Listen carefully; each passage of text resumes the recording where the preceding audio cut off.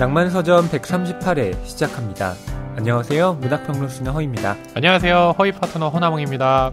허이 파트너 허나몽입니다. 네. 라고 지난해부터 소개를 하시더라고요. 네. 특별한 이유가 있으신가요? 아니 뭐 둘 다 평론가니까 네. 다 평론가라고 또 소개하면 재미없어서 네, 파트너라고 했는데 네. 또 그렇게 물어보시니까 네. 갑자기 뉘앙스가 좀 이상하게 들리네요. 좀 좋은데요, 뭘. 그럼 계속해서 파트너로 남겠습니다. 네. 저희 댓글 소개 바로 해드릴까요? 네. 이번에는 팟빵이 아니라 네. 저희 네이버 오디오 클립에 올려주신 댓글들 네, 읽어드릴게요. 네, MHNI님이신데요. 재밌게 듣고 있는 애청자입니다. 차에서 듣기에 딱인 방송이네요. 보이지 않는 세계가 워낙 재밌다고 하셔서 구매했습니다. 책을 사랑하는 저로서는 정말 귀한 방송입니다. 추후 장르 문학도 많이 다뤄주세요.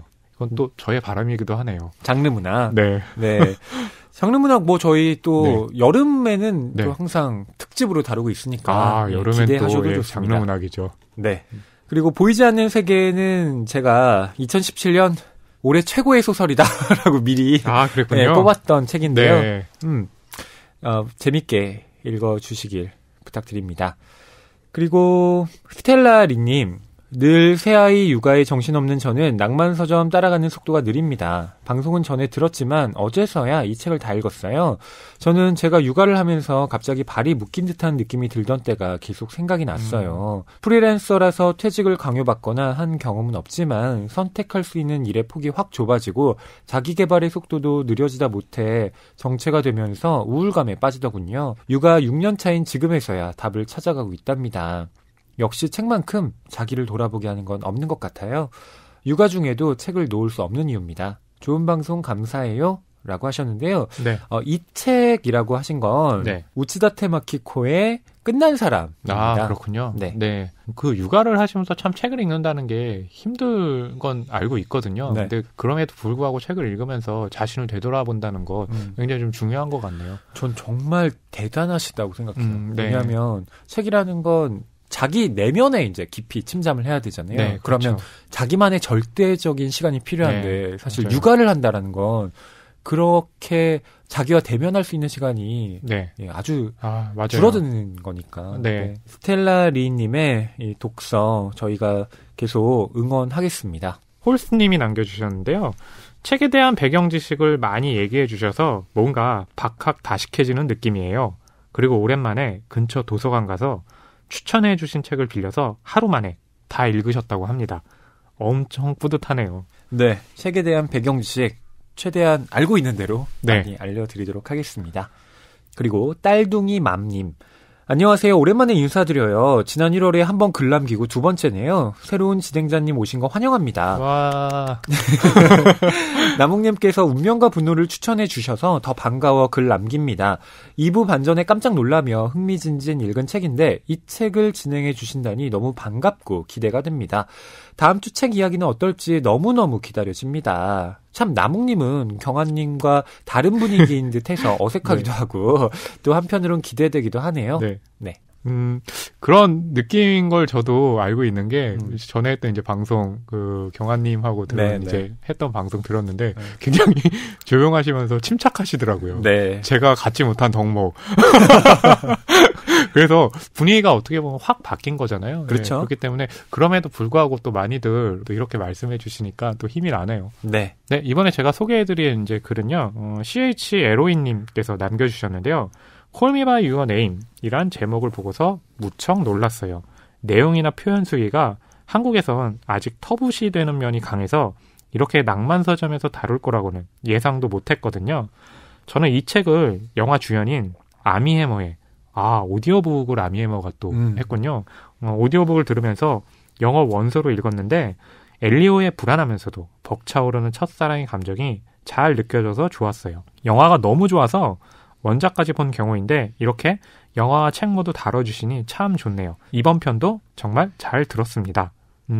특히 아미 해머 같은 경우는요. 목소리가 굉장히 이렇게 묵직하면서 듣기에 굉장히 좋잖아요. 그래서 오디오북으로 했으면 또 굉장히 근사하겠다라는 생각 들어요. 맞아요. 네. 이걸 또 원서로 읽는 느낌은 어떨까 궁금해집니다. 그렇죠. 저는 절대 할 수 없는 경험이라서.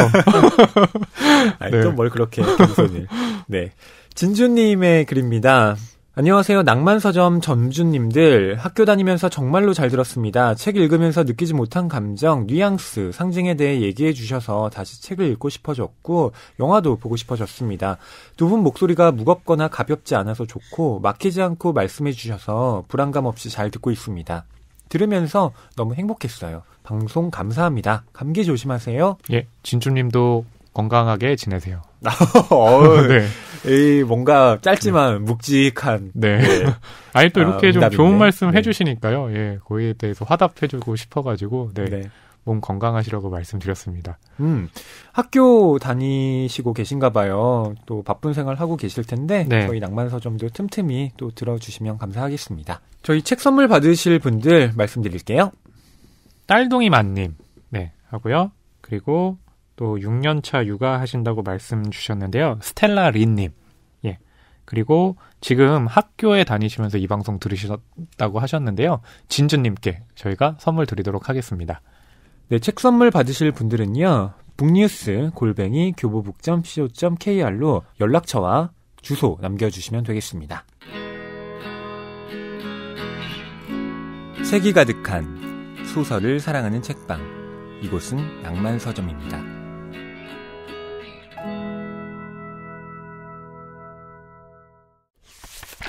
낭만서점 138회 박민정 작가의 세실주의라는 단편을 다룹니다. 네, 세실이라는 이름이고 또 쉼표하고 이제 주의라는 이름이거든요. 네. 영화 쪽에 단편 유명한 작품 중에 주의라는 작품이 있었어요. 그래서 보면서 이 주의라는 이름이 갖는 어떤 이 함의가 뭘까라는 게 궁금해졌거든요. 그래서 작가님이 또 오시면 그 이름에 대해서도 좀 묻고 싶은 생각이 드네요. 네. 네. 지난 137회에서 저희 젊은 작가상 특집을 네. 2주 동안 꾸리겠다라고 말씀을 드렸는데요. 네. 이번 박민정 작가의 세실주의는 젊은 작가상 대상 수상작입니다. 네. 대상 이름만 들어도 뿌듯한 그 이름. 뭐 대상 혹시 받아보신 적 있어요? 전 상 자체를 받은 적이 거의 없어요. 네, 그래서 누군가 상을 받는다면 네. 그거 자체가 굉장히 좀 대단하다는 생각 들고요. 부러운 마음 들고 네, 또 이렇게 젊은 작가상의 대상이잖아요. 네. 얼마나 또 작가님께서 기분 좋으시면서 또 부담도 될까. 네, 그런 좀 인상이 있습니다. 예전에 딴지일보에서 일하셨을 때 네. 기사를 정말 많이 쓰셨다고 네, 진짜 그랬잖아요. 많이 썼어요. 네. 그러면 뭐 올해 기사왕 네. 뭐 이런 그런 타이틀 건 같은 거 없고요. 따로 없었어요? 첫 해 들어간 다음에 다음에 이제 연봉 협상하잖아요. 그래서 네. 제가 다른 사람보다 글을 많이 쓰니까 이 연봉을 이렇게 일괄적으로 하는 게 아니라 저는 개수대로 받아야 되겠다라고 네. 하면서 가서 이제 그걸 내밀었죠. 그럼 당연히 뭐 하는 짓이야? 우리 이렇게 안 해. 네, 이렇게 얘기해가지고요. 뭐 그럼 안 되는 거죠. 뭐 이렇게 넘어갔던 적이 있습니다. 원앙평론가님은 네. 연봉협상에서 네. 굉장히 쉽게 굴복하시네요. 뭐 그렇게 나오면 또 뭐 어떻게 할 수가 없어요. 제 삶이라는 게 네. 항상 이렇게 뭔가를 주장하러 갔다가 안 되면 바로 이렇게 꼬리 내리는 스타일이거든요. 그렇구나. 네, 그렇습니다. 연봉 협상이라는 걸 허위평론가님은 하신 경험이 없으시겠네요. 예, 전 없습니다. 네. 오히려 그게 또 좋은 걸 수도 있고 어떻게 보면 또 경험을 안 해봤기 때문에 뭐 안 좋은 걸 수도 있고 그렇겠네요. 저는 아마 연봉을 받는 삶은 네. 앞으로도 네. 꿈꿀 수 없을 것 같고요. 네. 예. 여기에서 일하고 저기에서 일하고 네. 조금씩 모아서 네. 네. 그냥 그럭저럭 살아가려고. 뭐 저도 이제 그렇습니다. 네. 네. 네, 이 젊은 작가상에 대해 다시 한번 소개를 해드리면 네. 등단 10년 이내의 작가들이 지난 한 해 발표한 중단편 소설 중에서 심사위원들이 네. 선정을 하는 거죠. 네. 그리고 그 각 작품의 뒤에는 네. 젊은 평론가들의 해설이 붙고요. 네. 그리고 작가분들의 또 작가 노트도 있으니까요. 네. 그것도 궁금증을 풀어주는 좋은 그런 부록 같은 느낌이 있습니다. 네. 2010년부터 제정이 됐는데 어느덧 제 9회를 와. 맞이했고요. 네. 아직도 젊네요. 네. 근데 만들어진 그 시기에 비해서는 네. 확실히 한국 독자들에게 네. 이제 알려진 그런 네. 문학상이 됐습니다. 아, 그렇군요. 그리고 또 젊은 작가분들이라고 하니까요. 뭐 기성의 작가들보다 또 뭔가 새로운 느낌이 있다는 그런 좀 독자들에게는 그런 또 인상을 줄 것 같거든요. 그쵸. 예, 그런 것들이 또 기대에 많이 충족을 했기 때문에 9회까지 또 올 수 있는 그런 발판이 됐겠죠.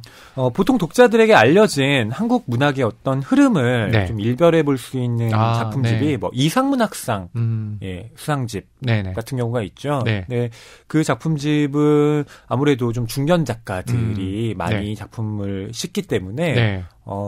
예전에 뭐 들어봤던 이름들이네 뭐 네. 하실 수 있겠는데 네. 이 젊은 작가상 같은 경우는 아무래도 등단 10년 이내의 작가들이기 때문에 네. 조금은 낯선. 낯선.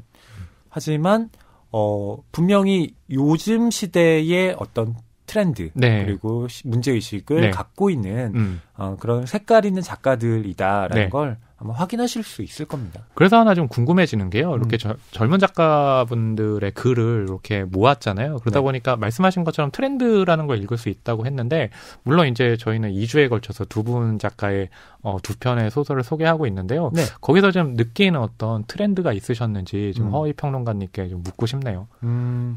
요즘의 문학계의 전반적인 경향은 네. 역시 페미니즘이라는 네. 그 화두와 네. 계속 결부되어 있어요. 박민정 작가의 어떤 수상도 네. 물론 이 작품 자체가 갖고 있는 완성도가 높지만 이 시대가 갖고 있는 지금의 어떤 의식이라는 것이 여성에 대한 이야기 그리고 여성들이 지금 처해 있는 어떤 상황들을 어떻게 묘파해 나갈 것이냐 이런 것들을 그리고 있는 작품에 아무래도 주목하게 되거든요. 그런 점에서 박민정 작가의 이 세실주의도 페미니즘이라는 어떤 흐름 안에서 좀 살펴볼 수 있는 작품이 아닌가 싶어요. 저는 거기에 덧붙여서요. 뭐 이번에 소개해드린 이제 박민정 작가님의 세실주의도 그렇고 지난주 소개했던 임성순 작가님도 그렇고 지금의 이렇게 젊은 작가분들은 보니까 예전에 이제 그 기성 작가들의 책을 읽을 땐 시간의 어떤 역사를 다룬다는 느낌이 있었는데 지금은 아무래도 젊은 작가님이시다 보니까 동시대의 어떤 공간적인 면에 좀 주목한다는 면을 받았고요. 그리고 그것이 단순하게 한국에만 한정돼 있는 게 아니라 임성순 작가님 같은 경우는 이제 뉴욕까지 뻗쳤고 또 이번에 소개해드릴 세실주의 같은 경우는 또 일본이라든지 또 미국이라든지 그러니까 뭔가 이렇게 좀 국제인 인터내셔널맨 같은 느낌이 있었거든요. 그것이 또 혹시 좀 젊은 작가분들의 트렌드나 흐름이 아닐까 하는 인상 받았습니다. 뭐 근데 그런 흐름들은 꼭 올해뿐만이 아니라 그렇군요. 이미 예전부터 좀 있어 왔던. 근데 왜 끝까지 다 듣고 계신 거예요? 중간에 끊어주셔야죠. 아니 잘 짚어주셨고 그게 분명히 뭐 지금 이어지고 있는 흐름 중 하나는 맞으니까요. 근데 이번에 등장했다라기보다는 그렇죠. 그런 어떤 무국적성이라든가 애초에 한국 이름을 쓰지 않고 뭐 J나 A나 맞아요, 뭐 이런 맞아요. 식으로 쓰는 경우도 있었고요. 그다음에 시공간 자체를 무화시킨 그런 소설들도 있고 또 공간을 아예 한국이 나오지 않아요. 그렇죠. 뭐 그냥 네덜란드에서 펼쳐지는 외국 사람의 이야기를 그러니까요. 한국 작가가 썼지만 외국을 하는 그런 외국 얘기를 하는 내용도 있고요. 저는 제가 굉장히 잘 간파했는 줄 알고 좋아했는데 아니네요. 잘하셨어요. 오늘도 이렇게 배워갑니다. 아닙니다. 자, 박민정 작가님 소개를 해드릴까요? 1985년 서울 출생이시고요. 2009년에 작가세계 신인상의 단편소설 생시몽백작의 사생활이 당선되면서 등단했고요. 소설집 유령이 신체를 얻을 때 아내들의 학교가 있습니다. 김준성 문학상, 문지문학상을 수상한 경력도 있습니다. 이 박민정 작가님은 제가 좀 관여하고 있는 어떤 문예지에서 2018년 봄호 특집으로 그 좌담을 한 적이 있거든요. 그렇군요. 그때 함께 또 이야기를 나눴습니다. 멤버가 저와 박희진 평론가님, 박혜진 평론가님과 또 박민정 작가님, 또 이면 작가님 맞아요. 이렇게 4명이 이야기를 나눴는데 저는 이제 사회를 봤고요. 주로 세 분께서 이야기를 나눴죠. 주로 세 분께서 이야기 나누셨다고요? 엄청 많이 말씀하셨던데요. 제가 읽으셨나요? 네, 저 그 기사 읽었어요. 저는 그냥 진행을 해야 되니까 말만 했죠. 진행을 하는 게 아니라 방해를 하시던데요. 세 분 이야기 하시는데. 이 박민정 작가님의 세실주의 작품 줄거리는 제가 말씀드릴게요. 이 작품의 주인공은 뷰티 편집숍에서 매니저로 일하고 있는 주입니다. 이 주인은 친구 제이를 따라서 미국 뉴올리언스 여행에 나섰는데요. 축제의 끝자락에 주인은 남성들에게 봉변을 당합니다. 네. 게다가 그녀의 목에 목걸이를 건 남자들이 가슴을 보여달라는 구호를 외치는 장면. 그리고 거기에 당황스러워하는 이 주의를 찍은 동영상이 포르노 사이트에 돌아다니기까지 하죠. 주인은 그 사이트 관리자에게 동영상 삭제를 요청하는 메일을 보내지만 답이 없습니다. 한편으로 이 주인은 같은 매장에서 일하는 일본인 세실의 한국어 선생님이 되어주기로 합니다. 세실의 글짓기 숙제를 보면서 주인은 세실이 아시아 태평양 전쟁 말기에 종군간호부 역할을 하다 죽어간 이 여고생 부대의 인솔교사였던 외 증조할머니를 무척이나 자랑스러워한다는 사실을 알게 됩니다. 한국 아이돌이 좋아서 이 한국에 온 세실과 주인은 이제 어떤 식의 관계를 맺어나가게 될까요? 저는 여기서 이제 이름, 제목에도 나오지만 이름이 갖는 어떤 함의들을 살펴보는 게 굉장히 좀 중요하다고 봤거든요. 네. 여기 보면 이제 주희가 뉴올리언스에 있을 때 친구 제이. 근데 제이? 왜 제이일까라고 했는데 주희라는 이름도 어떻게 보면 이제 제이가 들어가기 때문에 이 두 사람의 유사성. 그렇다면 세실과 주희 역시도 뭔가 비슷한 면이 있지 않을까? 이렇게 인물들을 좀 엮어서 또 사건을 엮어서 하다 보면 결국 이 단편 소설이 무엇을 얘기하고 있는가? 네. 거기에 또 힌트가 있다는 그런 좀 분석을 했습니다. 그 일은 8일의 여행 기간 중 단 하루, 그것도 아주 잠시 동안 벌어졌을 뿐이다. 펍에서 나와 10분 정도 걸었을 때였다. 군중에 휩쓸려 물에 떠내려가듯 걷던 그때를 주인은 생생하게 기억했다. 그들이 버번 스트리트에 도착했을 때는 새벽이었고 화려한 퍼레이드는 이미 끝나 있었지만 술과 마약에 취해 비틀거리는 사람들이 태반이었다. 문득 자신을 둘러싼 남자들이 같은 구호를 외치고 있다는 것을 깨닫기 전까지는 주인은 왜 남자들이 자신을 둘러싸고 있는지 알지 못했다. 그날 처음 펍에서 만난 녀석들도 제이도 보이지 않았다. 분명 다 같이 걷고 있다고 생각했는데 주인은 겁에 질려 들고 있던 플라스틱 맥주컵을 꼭 쥐었다. 남자들이 주위를 가운데 세운 채 원을 그리며 빙글빙글 돌았다. 주위를 에워싼 행렬의 밀도가 높아지며 그들이 외치는 구호가 더욱 또렷하게 주위의 귀에 박혔다. 순간 어떤 손이 주위의 목덜미를 스쳤다. 주인은 자신의 목을 내려다봤다. 자개와 구슬이 섞인 비즈 목걸이가 걸려 있었다. 그 순간이 동영상에 박제되어 있었다. 주위의 한 대학 친구가 여기에서 널 봤어. 어서 들어가봐. 하고 다급하게 문자를 보내왔다. 사이트 이름을 본 주인은 소스라치게 놀랐다. 친구가 보내준 주소를 클릭하자 주위의 영상이 떴다. 동그래진 눈으로 멈춰서서 사방을 둘러보는 주위의 모습이 18초 동안 이어졌다. 비즈 목걸이를 걸던 남자가 주위의 어깨에 바짝 붙어 있었다. 어서 입고 있는 니트를 들어올려. 네 벗은 가슴을 보여달라고. 그 골목에서 남자들은 아무에게나 가슴을 보여달라고 외쳤고 술에 취한 어떤 여자들은 목걸이를 받고 정말로 가슴을 보여줬다. 자기의 얼굴을 네. 다른 사이트도 아니고 이런 포르노 사이트에서 네. 발견하게 된다는 건 네. 참 참혹한 그렇죠. 기분이 들죠. 일단은 당혹함이고 그 다음에는 누군가가 이렇게 했나에 대한 또 거기에 대한 화난 감정도 있을 테고 예. 이게 사실은 그 여자로서 살아간다는 게 어떻게 보면 남자들에 의해서 너무나 피해를 받는 게 많잖아요. 그렇죠. 예. 그런 어떤 부분들이 또 이 문장이나 단락에 또 들어있기도 하죠. 네. 저희가 언급하지는 않았지만 네. 이 주위의 동영상에 네. 영어 자막이 그렇죠. 삽입되어 있어요. 맞아요. 그것도 굉장히 좀 거친 또 입에 담기 힘든 그런 용어들까지 사용되고 있죠. 네. 근데 의미심장한 건 네. 우린 네 얼굴을 알고 있다. 아, 맞아요. 그러니까 그게 항상 무기가 되잖아요. 그러니까 이 가해하는 사람들이 네 얼굴을 알고 있다는 것 자체로 이 피해자를 또 압박하고 들어가고 굉장히 좀 악질적인 거죠. 그렇죠. 네. 그리고 절대 그런 일이 있어서는 안 되지만 네. 뭐 뉴스에도 보도가 되죠. 이른바 리벤지 포르노라고 네. 해서 그렇죠. 예. 맞아요. 자신의 뭐 여자친구와의 네. 어떤 관계 장면을 뭐 그런 포르노 사이트에 네. 올리거나 인간이 해서는 안 될 짓이라는 게 네. 분명히 있는 거잖아요. 맞아요. 네, 네. 그 중에 하나가 이렇게 어떤 저열한 복수. 네. 예. 근데 이건 복수라기보다는 한 사람을 살해하는 거나 마찬가지라고 그렇죠. 생각해요. 맞아요. 지금 뭐 미투 운동도 벌어지고 있지만 여기서 생기는 어떤 그 고통은 이게 어떤 사람들은 그래 처벌을 하면 끝이야라고 생각하지만 그게 피해당한 입장에서는 그 문제가 아니잖아요. 그렇죠. 그 아픔을 계속 평생을 안고 가야 한다는 것 자체. 그렇기 때문에 이런 일 자체가 벌어지면 안 된다라고 해서 빨리 사회가 바뀌는 쪽으로 변화가 돼야 되겠죠. 근데 이 사회는 어떻게 된 까닭인지 네. 참 이른바 몰카라고 하는 것들이 네. 더욱 정교하게 맞아요. 예, 발전되고 있고 네. 그거 어디선가 구입하려는 사람들은 또 네. 그렇게 많다고 하죠. 그렇죠. 그리고 저희가 이제 지금 이런 얘기를 드리고 있지만 이게 사실은 여기 배경이 한국이 아니라 뉴올리언스에서 또 어떤 축제에서 벌어지는 일이기도 하거든요. 그러니까 이게 한국만의 특수한 상황이 아니라 이렇게 이 남자들이 여자들에게 가하는 어떤 폭력의 일부가 이렇게 좀 전 세계적으로도 그렇죠. 일어나고 있다는 것을 보여주는 거죠.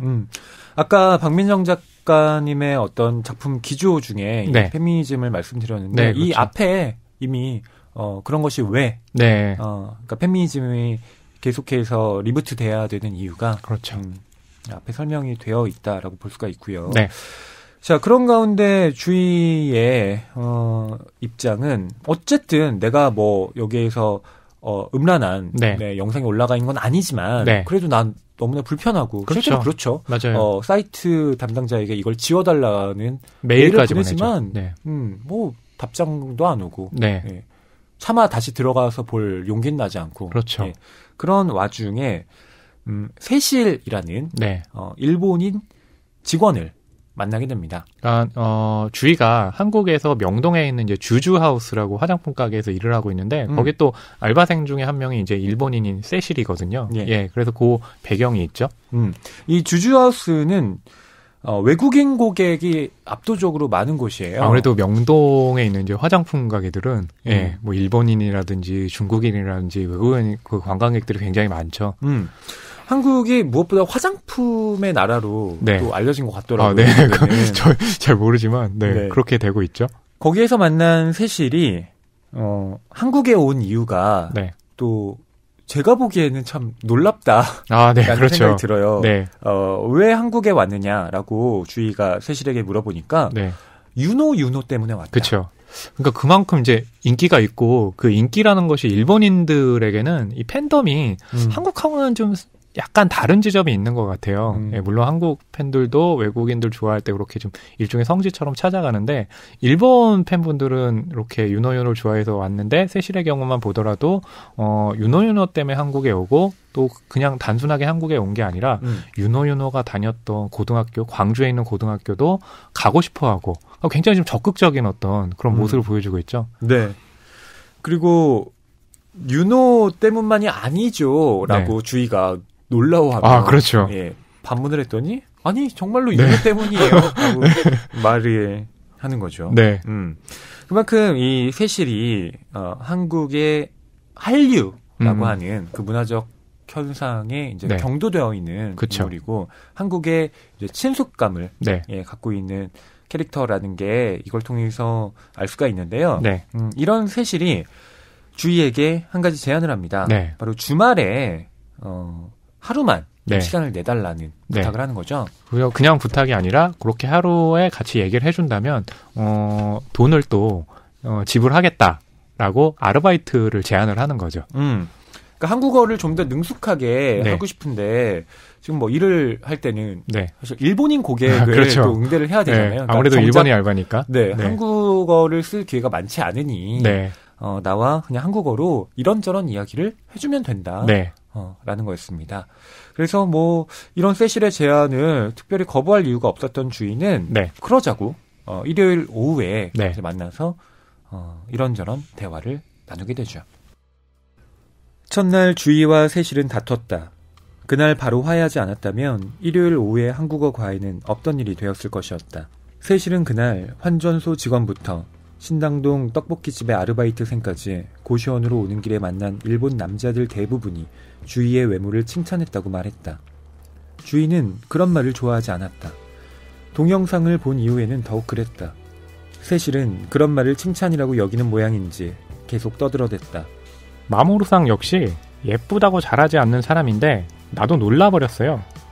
하지만 주희 씨는 특히 일본 남자들이 좋아할 얼굴이니까 귀여운 느낌이니까. 다음 말을 들으며 주희는 순간 귀를 의심했다. 주희 씨도 성형을 좀 했겠죠? 한국 여자분들은 성형을 많이 하니까요. 보편적으로.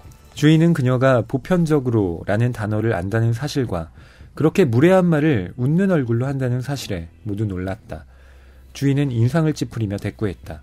세실상 그런 말은 하는 거 아니에요. 일본에선 그런 말을 아무렇지도 않게 하나요? 왜요? 미인이라서 그런 건데요. 또 한국 여자는 성형을 많이 하기도 하고요. 한국 여자가 성형을 많이 한다고요? 그러면 일본 여자 대부분은 AV를 찍나요? 세실의 얼굴이 굳어졌다. 주희는 자기 말에 놀랐지만 계속 말을 이어갔다. 그런 말이나 다름없는 거예요. 알겠어요? 입을 꼭 다물고 있던 세실이 울기 시작했다. 주희는 1시간 동안이나 세실을 달래야만 했다. 미안하다는 말을 거듭하면서. 그날은 그걸로 끝이었다. 헤어지며 세실은 주희에게 돈을 챙겨주려 했다. 받지 않으려 하는 주희에게 세실은 기어코 돈을 건네줬다. 내가 바라는 게 그냥 이런 거예요. 대단한 공부 이런 게 아니고 나와 대화해주는 거요. 아무튼 다시는 주희 씨를 화나게 하는 말은 하지 않을게요. 다음날 주주하우스에서 마주친 세실은 주희의 앞치마 주머니에 뭔가를 집어넣더니 빠른 걸음으로 자리를 떴다. 한국인들에게 인기가 높은 일본 가네보사의 폼 클렌저였다. 장미꽃 모양으로 거품이 나오는 것으로 유명했다. 폼 클렌저에 포스트잇이 붙어 있었다. 주희 씨, 미안해요. 실수하지 않을 거예요. 세실. 주희는 퇴근하기 직전 담례로 파우치에 있던 새 립스틱을 부랴부랴 세실에게 건넸다. 그런 세실에게 포르노 비슷한 어떤 단어도 운운할 수 없었다. 자, 첫날부터 싸우게 되는 네, 두 사람. 저희는 안 그랬는데. 잘 기억이 안 나요. 기억 안 나세요? 네. 언제 만났지? 어떤 회의 자리였어요. 네, 방송하기 전에 네. 처음 만나가지고 이제 인사드릴 때였거든요. 네. 네, 그때 싸울 수가 없었죠. 뭐 특별히 싸울 일이나 있었나요? 네, 그러니까요. 네. 근데 세실의 입장에서는 네. 좀 억울할 만하다 싶었던 게, 네. 이렇게 성형 얘기를 하는 것 자체가, 네. 세실의 입장에서는 네. 그냥 거리낄 게 없었던 거죠. 거기에 이제 나오는 단어 중에 하나가 보편적으로. 네. 그러니까 한국 여자들은 보편적으로 다 성형을 한다고 일종의 지금 선입견을 갖고 있으니까 당연히 이런 말을 하는 게 예의에 벗어나는 게 아니라고 생각을 해서 내뱉었던 건데 사실 또 주위의 입장은 달랐던 거죠. 네. 네. 그러니까 그런 말을 함부로 하는 게 아니다. 네. 그러니까 뭐 성형이라는 것이 네. 어쨌든 무슨 일반화되어 있는 것처럼 네. 그리고 그것이 어떤 한국에서는 네. 법칙처럼 네. 작동한다는 걸 네. 주의가 네. 이제 용납할 수 없었던 거고 네. 좀 극단적으로 네. 약간 리액션을 또 하죠. 그리고 이 얘기를 하기 전부터 그러니까 주희가 세실의 집으로 오기 전까지 또 무슨 일이 있었냐면 세실의 이제 아는 남자였죠. 마모루 상이 이쁘다고 얘기를 했다는데 그거조차도 주희에게는 좀 기분이 나빴던 거죠. 외모를 좀 평가하는 것 같은 느낌이 들어가지고요. 근데 그 평가도 평가지만 네. 만약 주희가 네. 그 뉴올리언스에서 네. 예, 그런 끔찍한 사건을 겪지 않았다면 네. 아마 그 일본 남자가 한 얘기에 네. 대해서도 그냥 좀 흘려 그렇죠. 버릴 수도 있었을 거예요. 네. 근데 지금 자기 마음에 남은 어떤 상처가 네. 그런 말들을 또 민감하게 네. 예, 또 대처하게 만들었던 것이고요. 실제로 요즘에 이 외모에 대한 이야기를 네. 하는 것 자체가 역시 그런 정치적 올바름에 어긋난다. 네, 이런 맞아요. 이야기들이 또 많이 나오고 있죠. 네, 그래서 뭐 저희도 이렇게 얘기를 할 때 그런 부분에 대해서 조심하려고 또 신경을 쓰고 있고, 근데 이제 주희 같은 경우는 그게 되게 민감하고 이렇게 좀 화가 속으로 쌓여 있다 보니까 또 주희가 세실에게 해서는 안 되는 말을 또 하게 되는 거죠. 일본에서 여자들은 뭐 A 배우에 출연하는 게 뭐 이렇게 보편적인가요? 라는 뉘앙스를 얘기해버리니까 세실의 입장에서는 또 굉장히 그게 기분이 안 좋았던 거죠. 그럼요. 네. 네. 이런 서로의 어떤 갈등 속에서 세실이 울었고 주희는 달래주면서 그렇죠. 서로 좀 화해를 하려고 노력을 네, 했죠. 맞아요. 그리고 세실도 그런 자기의 이제 실언을 네. 뭐 폼클렌저라든가 그렇죠. 그다음에 립스틱으로 답례를 하고 네, 네, 뭐 그런 하는 것들로 과정인데 또 서로 좀 네. 편하게 풀어보려고 네. 예, 노력들을 했죠. 근데 저는 여기서 또 하나 좀 말씀드리고 싶은 게 우리가 쓰는 이제 언어라는 것이 보통 보면 그냥 독립적으로 존재하는 게 아니라 그 언어에는 역사도 반영이 돼 있고 또 그 사람이 처하는 환경도 있고 또 개인의 심리도 들어 있고 정말 복합적이잖아요. 그렇기 때문에 단순하게 그냥 단어만 가지고 이야기를 하는 게 아니라 여러 가지가 들어가 있기 때문에 그것을 상대방에 대한 어떤 환경까지 다 우리가 온전하게 이해할 수 있거나 아는 건 아니잖아요. 그러다 보니까 그렇게 말하는 과정에서 이제 오해가 생기는 건데 이런 부분 같은 경우들이 지금 굉장히 지금 사례적으로 또 등장을 했죠. 네. 네. 그러니까 언어라는 것이 이제 화용론적인 맥락을 갖고 있는 거잖아요. 네. 이 화자와 청자가 어떤 상황적인 맥락에 놓여 있는가에 따라서 같은 네. 말도 예, 다르게 그렇죠. 들리는 거잖아요. 맞아요. 네. 헌영 평론가님 참 잘하시네요. 네. 라는 것과 네. 헌영 평론가님 참 잘하시네요. 네. 이건 물론 제가 일부러 네. 여러분 저한테 지금 이렇게 귀에 좀 쏙쏙 들어가게 하려고 그런 것 같지 않은데 저 기분 나빠요. 그러니까 뉘앙스 자체를 좀 다르게 한 건데 아니에요. 이게 상황에 따라서 같은 표현이라도 정말 달라질 수 있는 거죠. 저 갈래요. 잘하세요. 네. 연기 진짜 잘하세요. 감사합니다. 네. 자, 세실과 주희 계속해서 이 한국어 스터디를 진행을 하는데요. 네. 주희가 그냥 대화하는 건 나도 좀 걸린다. 네. 이렇게 돈을 그냥 받을 수는 없다라고 네. 해서 세실의 장문 숙제를 그쵸. 봐주기로 합니다. 네. 그때 세실에게 내준 주제가 자기소개를 좀 해보면 네. 좋을 것 같다. 그쵸. 그래서 한국어로 한번 써봐라. 세실은 자신이 이제 어떻게 성장을 했는지, 네. 가족관계는 어떻게 됐는지 네. 그런 것들을 지금 한국어로 씁니다. 네. 이 내용을 여러분께 좀 읽어드릴게요. 네. 나의 외할머니. 어머니의 어머니인 와타나베 세이제는 내가 아주 어릴 적부터 할머니의 어머니 이야기를 많이 들려주었습니다. 1945년에 돌아가신 할머니의 성함은 이마이 사쿠라코예요. 어머니는 싱글맘이었고 우리 집은 가난했어요. 소학교 시절에 친구들은 우리 집에 욕조가 없다고 놀렸어요. 어머니는 시내의 빵집에서 점원으로 일했고 나는 여벌의 교복도 체육복도 마련하기 어려울 정도로 매우 힘들었습니다. 그래도 내게는 자부심이 있었어요. 나는 이마이 사쿠라코 할머니의 후손이라는 자부심. 비록 4대손인 나에게까지 후생성 유족연금이 지원되진 않았지만 세이젠 할머니는 사쿠라코 할머니의 남겨진 딸로서 국가의 배려를 받고 살아가고 있죠. 세이젠 할머니는 내게 아무리 삶이 어렵고 힘들어도 사쿠라코 할머니의 후손이라는 걸 잊지 말아야 한다고 언제나 말해주었습니다. 세일러문은 내 엄마의 할머니, 이마이 사쿠라코 할머니와 동료들과 학생들을 기억하려고 만든 것이 바로 세일러문이란다. 나는 할머니의 가르침을 잊지 않으려고 합니다. 1945년에 돌아가신 이마이 사쿠라코 할머니는 히메우리 학도대의 인솔 교사였습니다. 소학교 3학년 때 오키나와에 평화학습 수학 여행을 가서 히메유리의 탑을 처음 보았어요. 그게 우리를 기억하는 탑이었습니다. 1945년 오키나와 전투에서 미군의 공격을 받기 전에 여학생들을 인솔해서 명예롭게 자결하신 우리 할머니, 사쿠라코 할머니의 군대 히메유리 학도대를 기억하는 탑 말입니다. 매년 총리 대신을 포함한 주요 관료들이 그곳을 찾아가서 참배합니다. 사쿠라코 할머니는 지금 야스쿠니 신사에 있습니다. 네, 세실이 쓴 나와 우리 가족이라는 장문이었습니다. 네. 제가 한국어 교사라면 네. 이런 장문 숙제를 확인하고 네. 참 난감한 기분이 들었을 것 같아요. 그렇죠.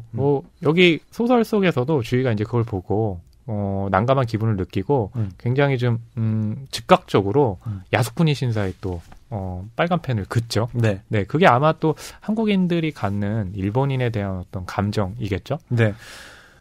야스쿠니 신사 하면 일본의 전범들이 네. 봉헌되어 있는 곳이잖아요. 맞아요. 네. 그래서 일본의 그 우익 정치인들은 야스쿠니 신사에 가서 네. 참배를 하죠. 그렇죠. 예, 그럼 항상 또 주변국들, 뭐 네. 한국, 중국 등등의 나라들이 또 반발을 하고요. 네.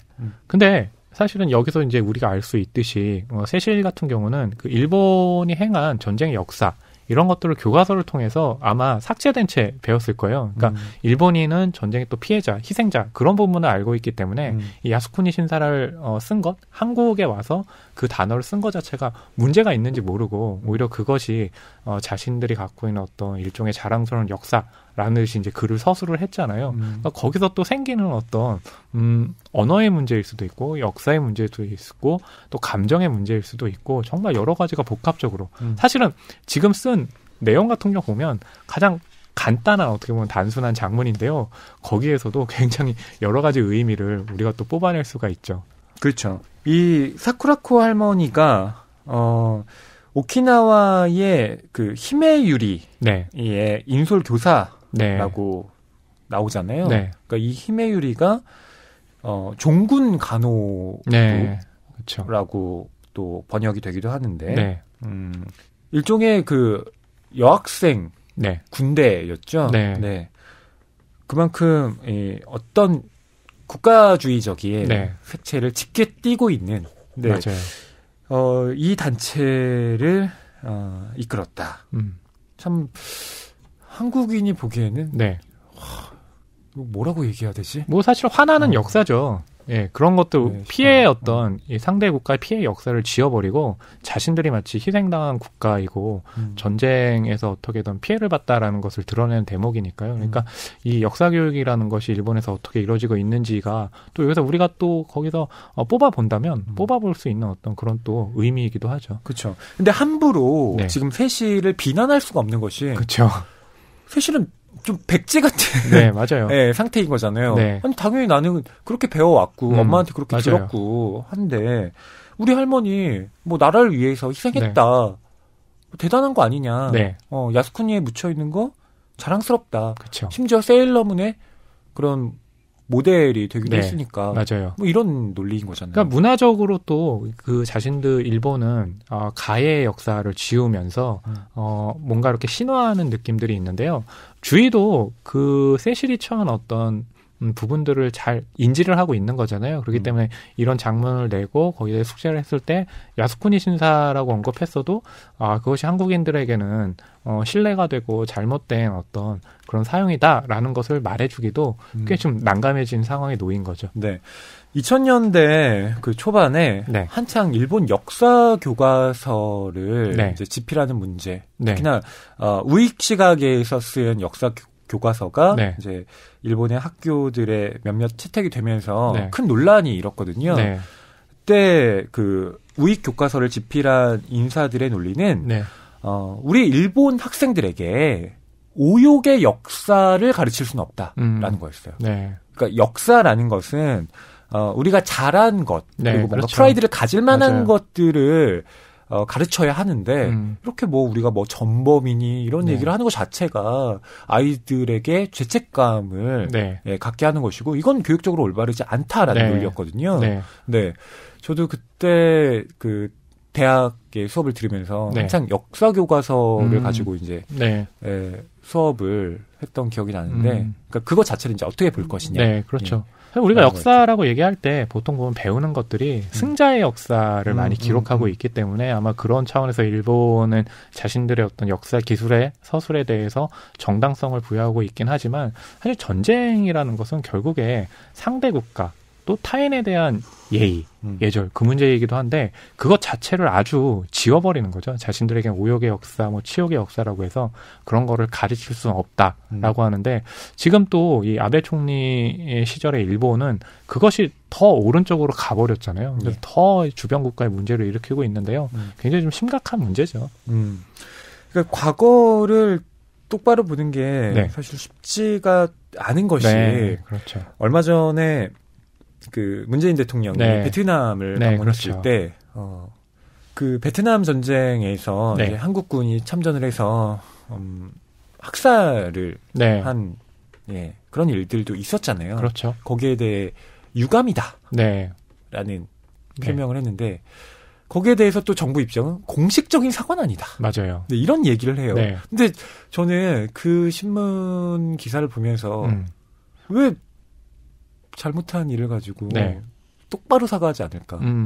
그런 생각이 들 수도 있겠다 싶더라고요. 그러니까 베트남에서는 이제 그 문제를 뭐 예민하게 이렇게 지금 다루고 있는 건 아니고, 근데 베트남에 가면요, 실제로 말씀하신 것처럼 한국군의 만행을 기록한 마을이 있어가지고요, 그런 비석이 세워져 있기도 하거든요. 근데 우리가 이런 문제가 중요하다라고 말하는 이유가 뭐냐면, 우리가 일본에 대해서 가해 역사에 대해서 인정하고 사과라고 요구를 하는데, 정작 우리가 가해를 했던 그런 나라에 대해서는 사과도 안 하고 또 그런다는 것이 이게 사실 모순이라는 거죠. 한국 군이 저지른 일이지만 네. 저는 그 책임은 한국 군인 개개인이 아니라 분명히 국가 차원에서 이루어져야 할 맞아요. 일이라고 생각해요. 왜냐하면 여러분 아시다시피 한국군이 베트남에 파병을 하게 된 건 네. 예, 철저한 정치적 거래였죠. 네. 예, 그렇죠. 박정희 대통령 때 이루어졌던.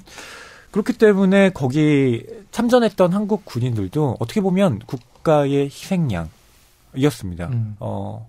많은 분들이 목숨을 잃었고 네. 불구의 몸이 되어 돌아오기도 네. 했고요. 고엽제 그렇죠. 피해로 지금도 고통을 네. 당하고 있고요. 맞아요. 예. 그런데 그런 문제와 별개로 또 동시에 거기서 저질렀던 그런 만행들, 네. 예, 우리가 저질렀던 잘못들은 네. 예, 반드시 또 청산해야 되는 부분이 저는 있다고 생각해요. 네, 맞습니다. 저도 동의합니다. 그런 이야기를 다룬 것이 이제 2003년에 이제 황순환 문학상 수상작이었던 네. 이 방현석 작가의 존재 형식이라는 네. 소설이 있습니다. 네. 네. 이 작품에 나오는 것들을 보면 베트남 전쟁과 또 한국인이라는 어떤 그 관계를 되게 예리하게 묘파해내고 있어요. 네. 그러니까 우리가 어떻게 이 베트남과의 관계를 새롭게 또 정립해야 될 것이냐 이런 문제를 다루고 있는데요. 같이 읽어보셔도 좋을 듯합니다. 자, 힘의 유리를 알게 된 주희가 그것과 관련된 영화를 봅니다. 2010년에 제작된 영화인데 제목이 참 독특합니다. 2010년작이라고 하는데요. 한국어 번역 제목이 전화에 쓰러져간 순결한 백합이여 최후의 나이팅게일이여 라고 이렇게 소개가 돼 있거든요. 네. 제목을 보고 처음에는 웃음을 터뜨렸다라고 하지만 그 내용을 보면서 주인은 점점 심각해집니다. 특히 이 영화에서 그리고 있는 것들이 정말 끔찍하거든요. 예, 미군 전투기가 이제 폭격을 하고 일본군의 시체들이 이제 막 쌓이게 되고요. 그리고 여학생들이 이런 얘기를 합니다. 힘의 유리겠죠? 네. 이제 우리 이별하는 거야. 희생 없는 승리는 없어. 우리는 저 흉악한 미군에게 결코 투항하지 않고 오키나와를 지킨다. 여기서 지키지 않으면 본토가 투항하게 될 거야. 라고 이 힘의 유리 학도대원이 말을 하고 이 소녀들이 함께 자결을 하는 그러게요. 예, 그런 장면이 나오죠. 끔찍하죠.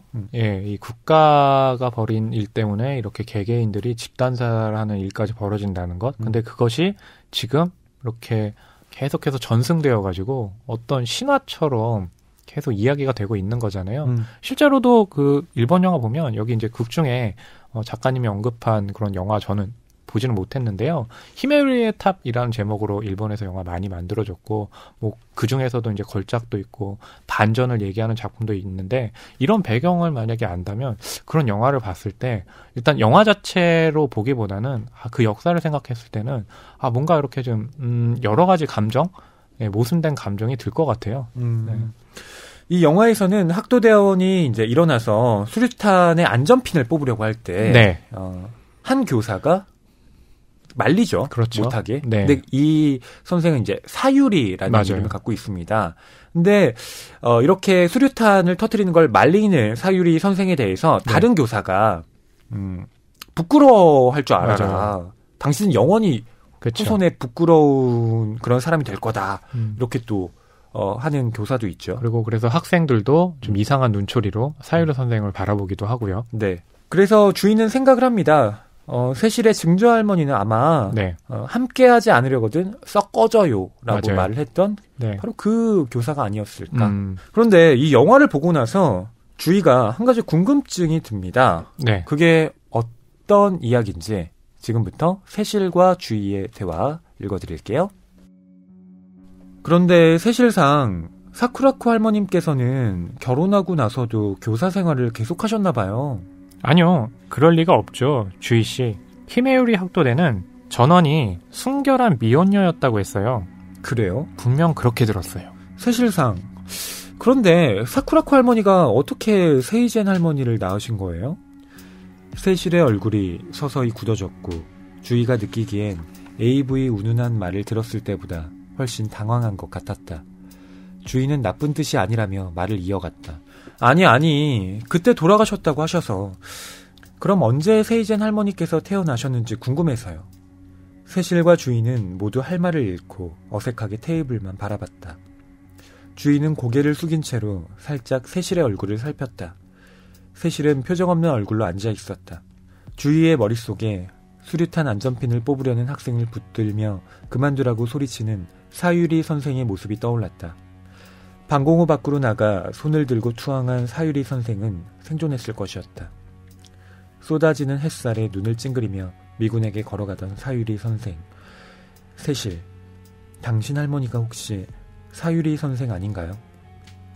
주희가 찾아본 자료에는 히메유리 학도대는 전원 자결하지 않았고 꽤 많은 수가 생존했다고 나와 있었다. 그 이후에 사쿠라코 할머니는 세이젠 할머니를 낳고 세이젠이 모리오를 낳고 모리오가 세실을 낳고 그래서 우리가 이렇게 마주 앉아 있는 거 아닌가요? 그러나 주인은 세실에게 그런 말을 할 수 없었고 머릿속으로 끊임없이 여러 가능성을 굴려보고 있었다. 결혼해서 아이가 있는 상태로 종군 간호부로 참전한 사쿠라코 할머니. 최후의 순간에 아이를 떠올리며 방공호 밖으로 나온 사쿠라코 할머니. 그날 다른 곳에 있어 이별 의식에 참여하지 못한 사쿠라코 할머니. 그날이 아닌 다른 날 미군에게 포위되어 투항한 사쿠라코 할머니. 가난하고 주눅 들어있는 어린 세실을 위로해주기 위해 세일러문을 보여주며 네 할머니의 이야기야. 옛날 옛적에. 하고 그날 만든 이야기를 들려주는 세이젠 할머니. 주인은 세실을 물끄러미 바라보며 그런 장면들을 떠올렸다. 제가 세실이었다면 네. 진짜 당황했을 것 같아요. 아무래도 그렇겠죠. 그러니까 계속해서 이제 드러나지만 세실이 그 외할머니, 증조 외할머니죠. 에 대해서 뭔가 이렇게 자부심 같은 것이 느껴지고 있고 그것을 그러니까 내세울 게 없는데 그것만이 이제 좀 내세울 만한 어떤 부분이라고 생각을 하는데 주희 같은 경우는 그것을 좀 부정하는 어떤 그런 얘기들을 계속 하니까 또 그렇다고 지금 세실은 한번 성형 문제 얘기를 한 것 때문에 주희에게 또 굉장히 좀 어느 부분에서는 굉장히 좀 조심스러워하는 입장이잖아요. 그러니까 거기에 대해서 아무 얘기도 또 못하는 거죠. 네. 그러니까 뭐 주희 같은 경우는 당연한 논리적 모순을 지적했던 것인데 그렇죠.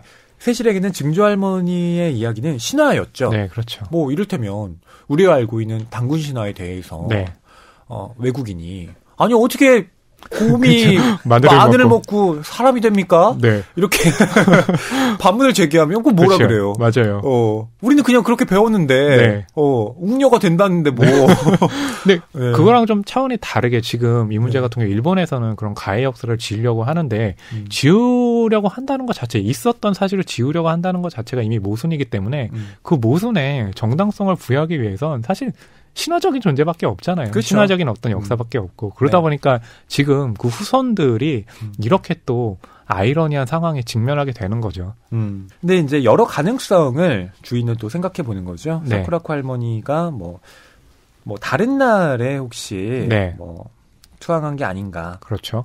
뭐 또 어린 세실을 위로해주기 위해서 이 세이젠 할머니가 그냥 거짓말을 했던 건 아닌가. 맞아요. 뭐 이런 볼 수도 있는 여러 가지 가능성을 떠올리지만 뭐 정답은 누구도 모릅니다. 맞아요. 이런 것들을 보면 과거라는 것이 어떻게 현재의 사람들의 발목을 잡고 있는가. 그러니까 극명하게 드러나요. 그래서 우리가 뭐 역사라고 하는 것은 뭐 E.H. 카이 그 유명한 말 있잖아요. 네. 네. 역사는 과거와 현재의 끊임없는 대화다. 네. 그 말. 그건 되게 상식적인 이야기지만 그 과거만으로 남아있는 것이 아니라 네. 그 과거가 현재를 어떻게 역습하는가. 네. 그러니까 제대로 보지 않으면 이런 식으로 예, 항상 뒷덜미를 잡는 거죠. 그렇죠. 그러니까 과거의 미래라고 했을 때 그것이 바로 이제 현재이기도 하고요. 그렇기 때문에 현재와 과거를 떼어놓을 수도 없고 그 미래 자체는 또 우리가 그 미래가 됐을 때 현재는 과거가 될 수도 있는 부분이니까요. 다 그렇게 얽혀있기 때문에 따로 떼어놓고 생각할 수는 없는 것이죠.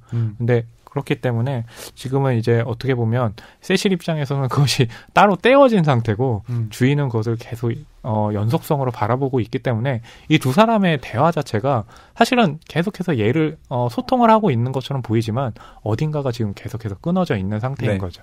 저는 세실이 주위를 다시는 네. 안 볼 줄 알았어요.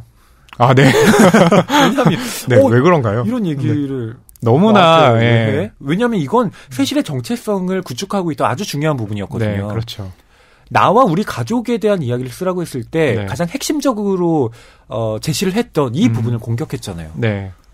저라면 아마 그걸 건드린 사람은 안 네. 볼 수도 있겠다. 뭐 이해할 수 있을 것 네. 같아요. 예, 너무나 네. 중요한 정체성인데 그쵸. 그 정체성을 공격했으니까요. 물론 그것이 잘못됐다라는 걸 알고는 있지만 네. 뭐 인간적으로 그 사람이랑 보기 싫어 이럴 수도 있는 거죠. 그러니까 어떻게 보면 주위가 세실에게 그런 역사에 대해서 말했다면 세실에게는 지금 어떻게 보면 그 매트릭스에서 제기한 것처럼 실제 현실에서 한 게 아니라 일종의 가상현실에서 살았던 게 되잖아요. 그러니까 그때 받았을 충격은 또 대단히 클 것이고 어떻게 보면 또 받아들이기도 쉽지 않은 처음부터 그런 입장이 되는 거겠죠. 네. 그 이후에 놀랍게도 네. 세실과 주인은 크리스마스 이브에 같이 네. 명동에 또 갑니다. 맞아요. 팬케이크 먹으러. 네. 그래서 이 비어있는 시간 세실은 과연 어떤 생각을 했을까? 저는 네. 참 궁금한 점이 많이 생기더라고요. 어땠을 거라고 생각을 좀 하세요? 아마 이성적으로는 받아들였을지 몰라도 네. 감정적으로는 용납하지 못했을 것 같아요. 네. 왜냐하면 세실은 그렇게 성장을 해왔으니까. 그래도 이렇게 그런 것도 있는 것 같아요. 세실 같은 경우는 자신이 이제 먼저 알려달라고 공부를 하자고 제안을 했고 그 첫날에 기분 나쁜 일이 있었지만 그래도 자신의 의무는 다 하잖아요. 돈도 이렇게 지불을 하고 그러니까 아마 그런 중간에 비은 시간 자체도 세실에게는 그것이 이렇게 뭐 감정적인 문제를 떠나서 일단 자기가 공부를 알려달라고 했고 직업도 같이 만나야 되니까 그냥 거기에 대해서 맞춰서 그냥 행동을 한 게 아닌가 싶어요. 근데 그렇다고 하기에는 네. 이런 친밀한 스킨십을 합니다. 만나서 팔짱을 세실이 주위에게 팔짱을 끼잖아요. 네. 처음 있는 일이었다고. 그렇죠. 그러니까 이런 친밀감을 표하는 것. 네. 네. 이것이 세실의 어떤 반전인지 네. 아니면 자기도 이렇게 불안한 마음을 네. 예, 그런 식으로 좀 감춰보려 한 것인지 네. 그것도 역시 해석하기에 따라 네. 달라지겠죠. 근데 딱 하나 정답이라고 할 만한 건 있어요. 뭐냐면 사람 마음은 몰라요. 아무리 우리가 이렇게 분석하고 이건 아닌 것 같고 이건 기인 것 같고 해도 결국 우리는 그 사람을 온전히 알 수 없기 때문에 맞아요. 거기서 이제 생기는 문제라고도 한번 볼 수 있죠. 네. 하지만 비평의 네. 또 임무 중 하나는 네. 그걸 어떻게든 논리적인 언어로 설명을 해야 되잖아요. 네, 맞아요. 네. 자, 마지막 소설의 장면은요. 네. 크리스마스 이브에 만난 두 사람이 명동에서 있던 이 위안부 할머니들에 대한 집회죠. 네. 바로 역사 올바르게 보기. 역사 부정의 수렁에서 벗어나 진실한 화해와 치유의 길로. 그리고 뭐 피해 당사자에게 그리고 그 가족에게 피해자들과 동시대를 살고 있는 우리 모두에게 필요한 해결의 길. 뭐 이런 그 구호를 내건 네. 그 집회에 같이 휩쓸리게 됩니다. 그렇죠. 참여할 네. 생각은 없었는데. 네. 네. 그리고 그렇다고 해서 뭐 주위의 입장에서 이게 세실이 받을 충격을 생각을 해서 어딘가 피해야 되겠다. 뭐 그런 생각도 없는 거죠. 어쩌다 보니까 그냥 이렇게 휩쓸리게 되고요. 그런 상황 자체도 또 일종의 저는 막 역사의 소용돌이 같은 거 같은 느낌이 들거든요. 왜냐하면 맞습니다. 그런 역사의 소용돌이 같은 거는 뭔가 큰 사건을 통해서 거대해지는 게 아니라 되게 사소한 부분에서 또 그쵸? 크게 되잖아요. 그래서 맞아요. 그런 느낌도 또 들었습니다. 자, 자, 그렇게 이 집회에 그 같이 발걸음을 옮기게 된 네. 세실과 주희의 대화. 네. 소설의 엔딩이기도 한데 네. 읽어드릴게요. 지금 무슨 시위 중인가요? 나는 시위대 주변에 있으면 안 되는데 외국인은 좀 민감해서요. 괜찮아요, 세실상. 이건 평화로운 집회예요. 전쟁 피해자들을 위한 집회예요. 아, 그래요? 나도 중학교 때부터 반전 집회에 참여했어요. 일본에서. 우리 할머니도 전화에 돌아가셨으니까요. 주인은 기분이 이상해져 세실을 돌아봤다. 세실은 멀리 있는 것을 보려는 듯 발돋움을 했다. 주변을 둘러보며 눈시울을 붉히기도 했다. 주인은 세실을 속인 것 같은 기분이 들었다. 세실, 당신의 할머니와 여기서 말하는 피해자 할머니들은 조금 달라요. 세실의 할머니는 야스쿠니 신사에 있다면서요. 그런 말을 세실에게는 결코 할 수 없었고 주인은 조금 참담해졌다. 세실상 다른 길로 갈까요? 주인은 세실에게 진지하게 물었고 세실은 고개를 저었다. 괜찮아요. 그냥 가요. 주인은 순간 뉴올리언스의 펍에 앉아있던 자신이 떠올랐다. 나도 너처럼 주희가 여행 내내 가장 많이 했던 생각이었다. 제이처럼 무람없이 외국 사람들과 어울려보고 싶었고 그들의 문화를 자연스럽게 체험해보고 싶었다. 그 끝이 고작 포르노 영상이 되리라고는 주희는 예상하지 못했다. 제이는 미국인 남자애들과 우르르 일어서며 주희에게 피곤하면 안 가도 돼. 여기서 좀 더 마시고 있어. 라고 말했고 주희는 아니, 따라가고 싶어. 대답했다. 따라가고 싶어. 그 말을 했던 자신을 생각해내자 비참해진 주희는 눈을 질끈 감았다. 마르디그라. 참회의 화요일이 육박해오는 순간이었다. 행렬은 어느덧 소녀상 근처에 도착했고 세실은 동상의 의미를 몰랐다. 세실은 동상의 의미를 몰랐다. 네. 네, 이게 이 작품의 마지막 문장입니다. 네. 거기서 이제 해석할 수 있는 여지들이 또 굉장히 많아지죠. 네. 네. 물론 오늘 소개해드린 세실 주희 같은 경우는 정말 첫 문장부터 끝 문장까지 이 단편이라는 짧은 글이지만 거기서 우리가 뽑아낼 수 있는 어떤 의미 부여 이런 것들이 너무 커요. 그렇죠. 예, 그런 게 또 아마 그렇기 때문에 젊은 작가상이 이제 대상을 또 받은 것이겠죠. 이 짧은 소설이 네. 그렇게 어렵진 않아요. 네. 네, 어렵진 않은데 그 의미망들은 네. 또 간단하진 않습니다. 아, 맞아요. 네, 내포하고 있는 이 상징적인 장면이나 네. 또 구조가 네. 예, 해석하기에 만만하진 그쵸. 않기 때문에 네. 읽는데 조금 어렵다 뭐 이런 생각이 드실지도 모르겠어요. 그렇군요. 뭐 가령 뭐 저는 그런 느낌이 있을 수 있어요. 이 주희가 뉴올리언스에서 겪었던 어떤 그런 아픔이라든지 좀 치욕 같은 것들이 있잖아요. 만약 세실이 이 마지막 문장에서 동상의 의미를 몰랐다. 하지만 의미를 알게 된다면 그때 세실이 가질 감정은 또 어떤 것일까? 주희가 뉴올리언스에서 느꼈던 그런 감정의 맥락에 또 놓이진 않을까? 이런 생각도 들고요. 주희는 뉴올리언스에서 피해자의 입장이었잖아요. 근데 어떻게 보면 또 세실에게 가하는 건 가해자의 느낌도 들거든요. 그걸 이제 가해라고 표현해야 될지는 그렇죠. 또 용어의 선택이 뭐라고 하는 게 나을까요? 좀 이게 민감해지는 것 같아요. 그렇죠. 네. 네. 이건 권력의 문제라고 볼 수도 있죠. 그리고 환경에서 누가 또 우위에 놓이느냐 그 얘기는 뭐냐면 주인은 사실 한국에서 살았기 때문에 한국에 대해서 누구보다 훨씬 더 많이 알고 있고 세실의 입장에서는 그렇죠. 그런 얘기 하잖아요. 시위에 혹시 가게 됐을 때 외국인의 신분이라서 민감해요 라고 얘기를 하니까 또 환경에서 누가 더 많이 하느냐에 대한 문제일 수도 있겠네요. 네.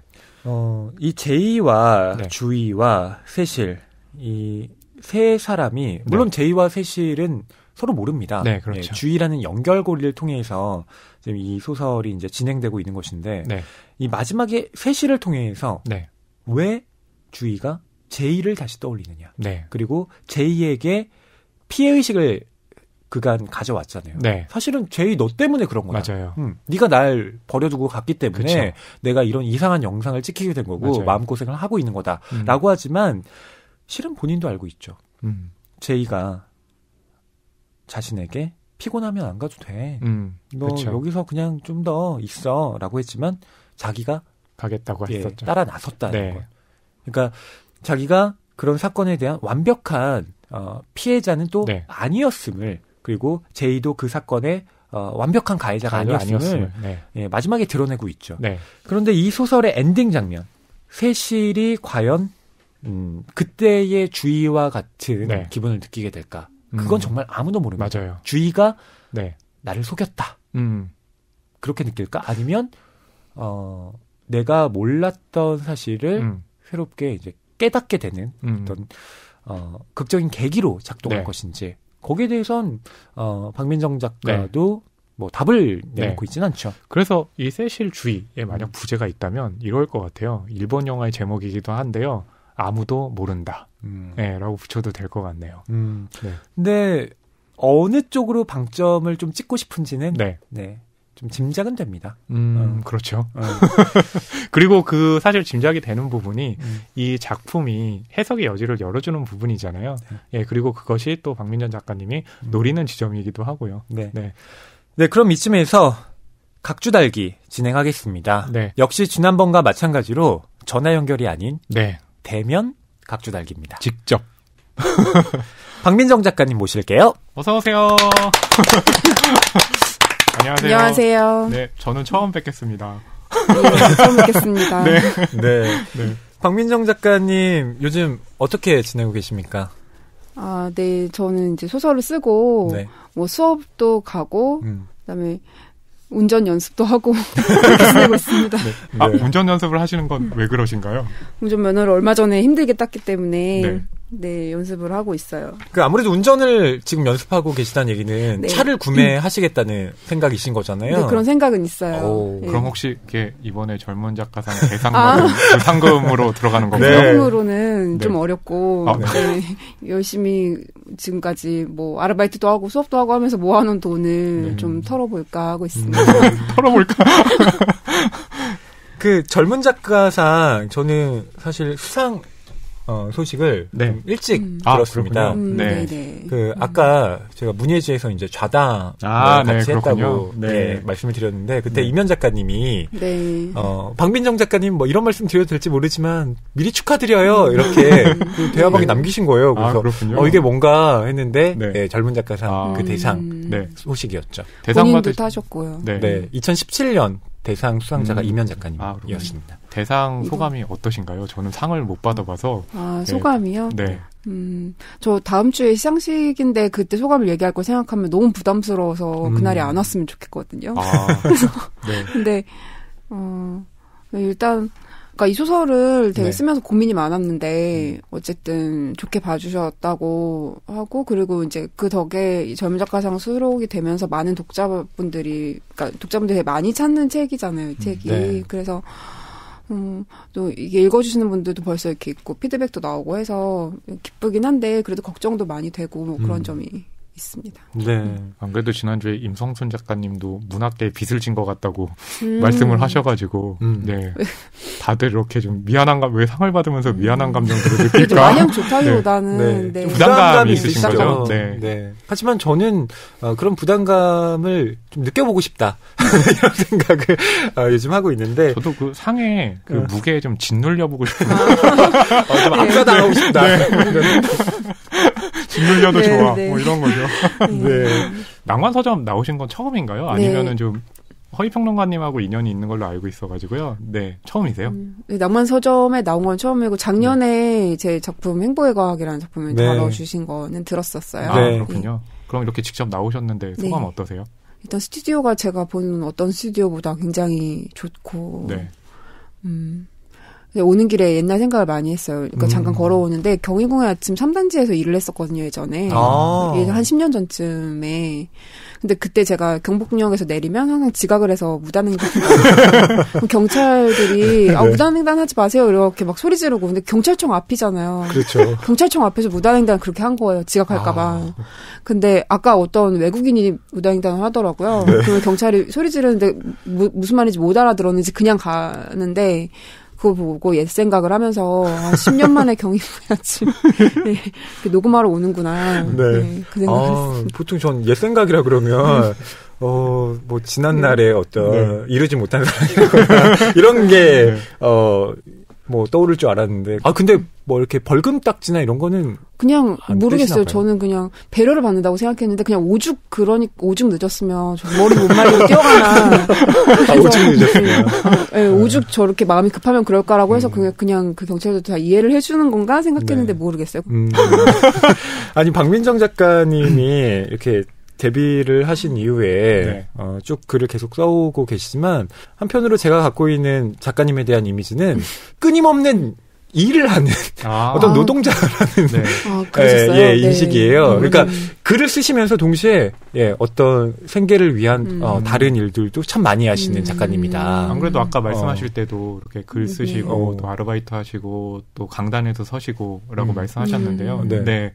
근데 그건 저도 마찬가지거든요. 저도 그렇죠. 다들 글만 쓰는 게 아니라 정말 먹고 살기 위해 분투를 하고 있는데 그러네요. 저도 그러네요. 어떠세요? 쉽지 않으시죠. 뭐 예전에도 그랬고.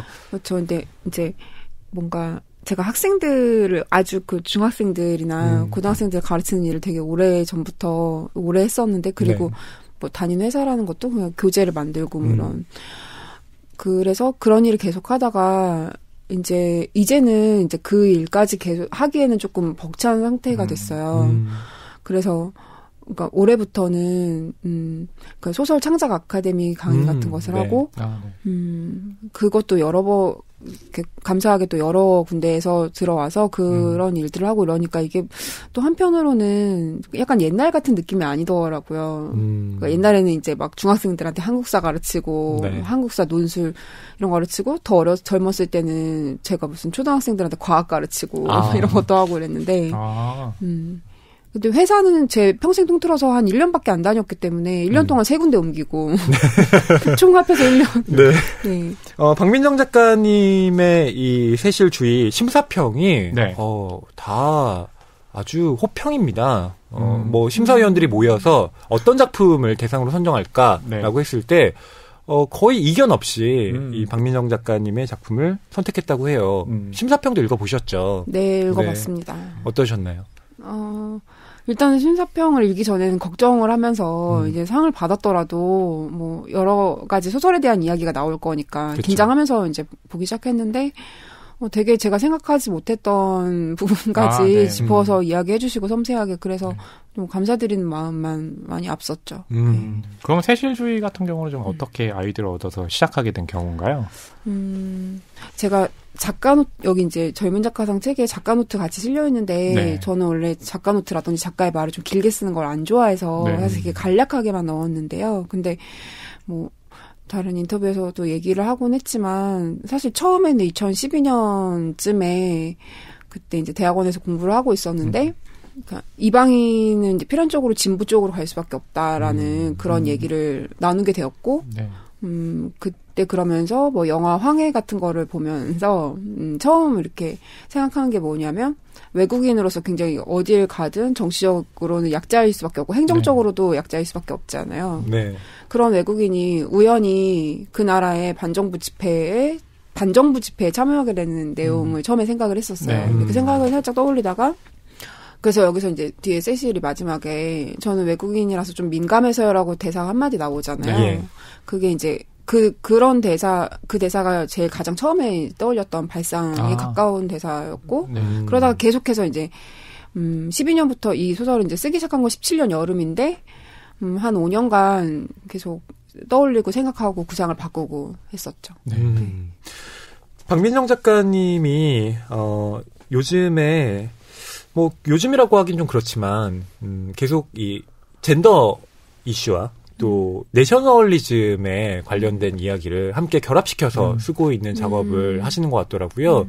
심사위원들도 그 점을 언급하고 있던데 보통 그 뭐 한국에서도 페미니즘이 워낙 요즘에 또 화두이고 계속 그에 대한 문제의식을 발전시켜 나가고 있는 작가들이 많은데 박민정 작가님은 그걸 어떤 국가 간의 차원으로 확장시키는 것이 좀 이채롭게 보이기도 하더라고요. 그래서 어떻게 그런 문제의식을 좀 갖게 되셨을까 궁금해지는 지점이 있었습니다. 그러니까 국가 간의 문제를 확장시킨다기보다는 제가 생각할 때는 어떤 한 사람한테는 굉장히 중층적인 정체성이 있고 네.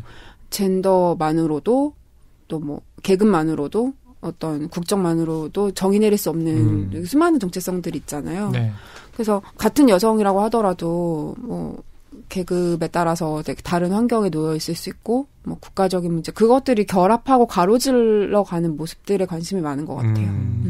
말씀 중에 이제 설정을 굉장히 많이 바꾸셨고 거기에 대한 네. 고민이 많으셨다고 했잖아요. 그래서 어떤 지점에 특히 좀 고민이 많으셨던 거예요?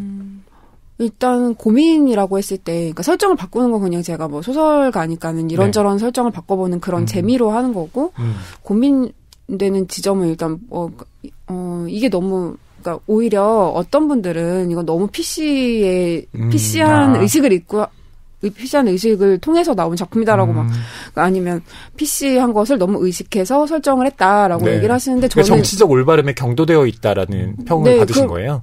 그러니까 그렇게 얘기를 하시는 분들이 계신다고 알고 있는데 저는 오히려 너무 언PC하다고 하지 않을까. 네.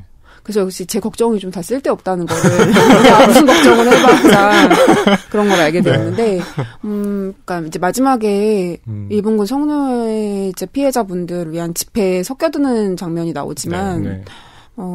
그 전에 이제 히메유리 학도대가 어떻게 소비되고 있는지 그 굉장히 유명한 그 군대이고 뭔가 소녀 전대물의 모티브가 되었다라는 네. 얘기가 뭐 마이너한 의견이지만 어딘가에서 있다고 하는데 저는 그걸 사실 좀 병치시키고 싶었거든요. 그러니까 종군 간호부라고 해서 그 고등학생들을 백합의 이미지로 소비하는 방식이나 네. 한국에서 이 성노예제 피해자분들을 뭔가 꽃 그리고 아주 어린 소녀 하얀 저고리에 까만 치마를 입고 정말 고향에 돌아가고 싶다라고만 말하는 어린 소녀나 아니면 우리 할머니의 이미지로만 네. 그렇게 소비되는 것이 비슷하지 않을까라고 생각을 했는데 이게 조금 너무 급진적으로 받아들여질 수가 있고 우리나라에서는 이런 생각이 그래서 좀 그 부분에 있어서 고민이 많았어요.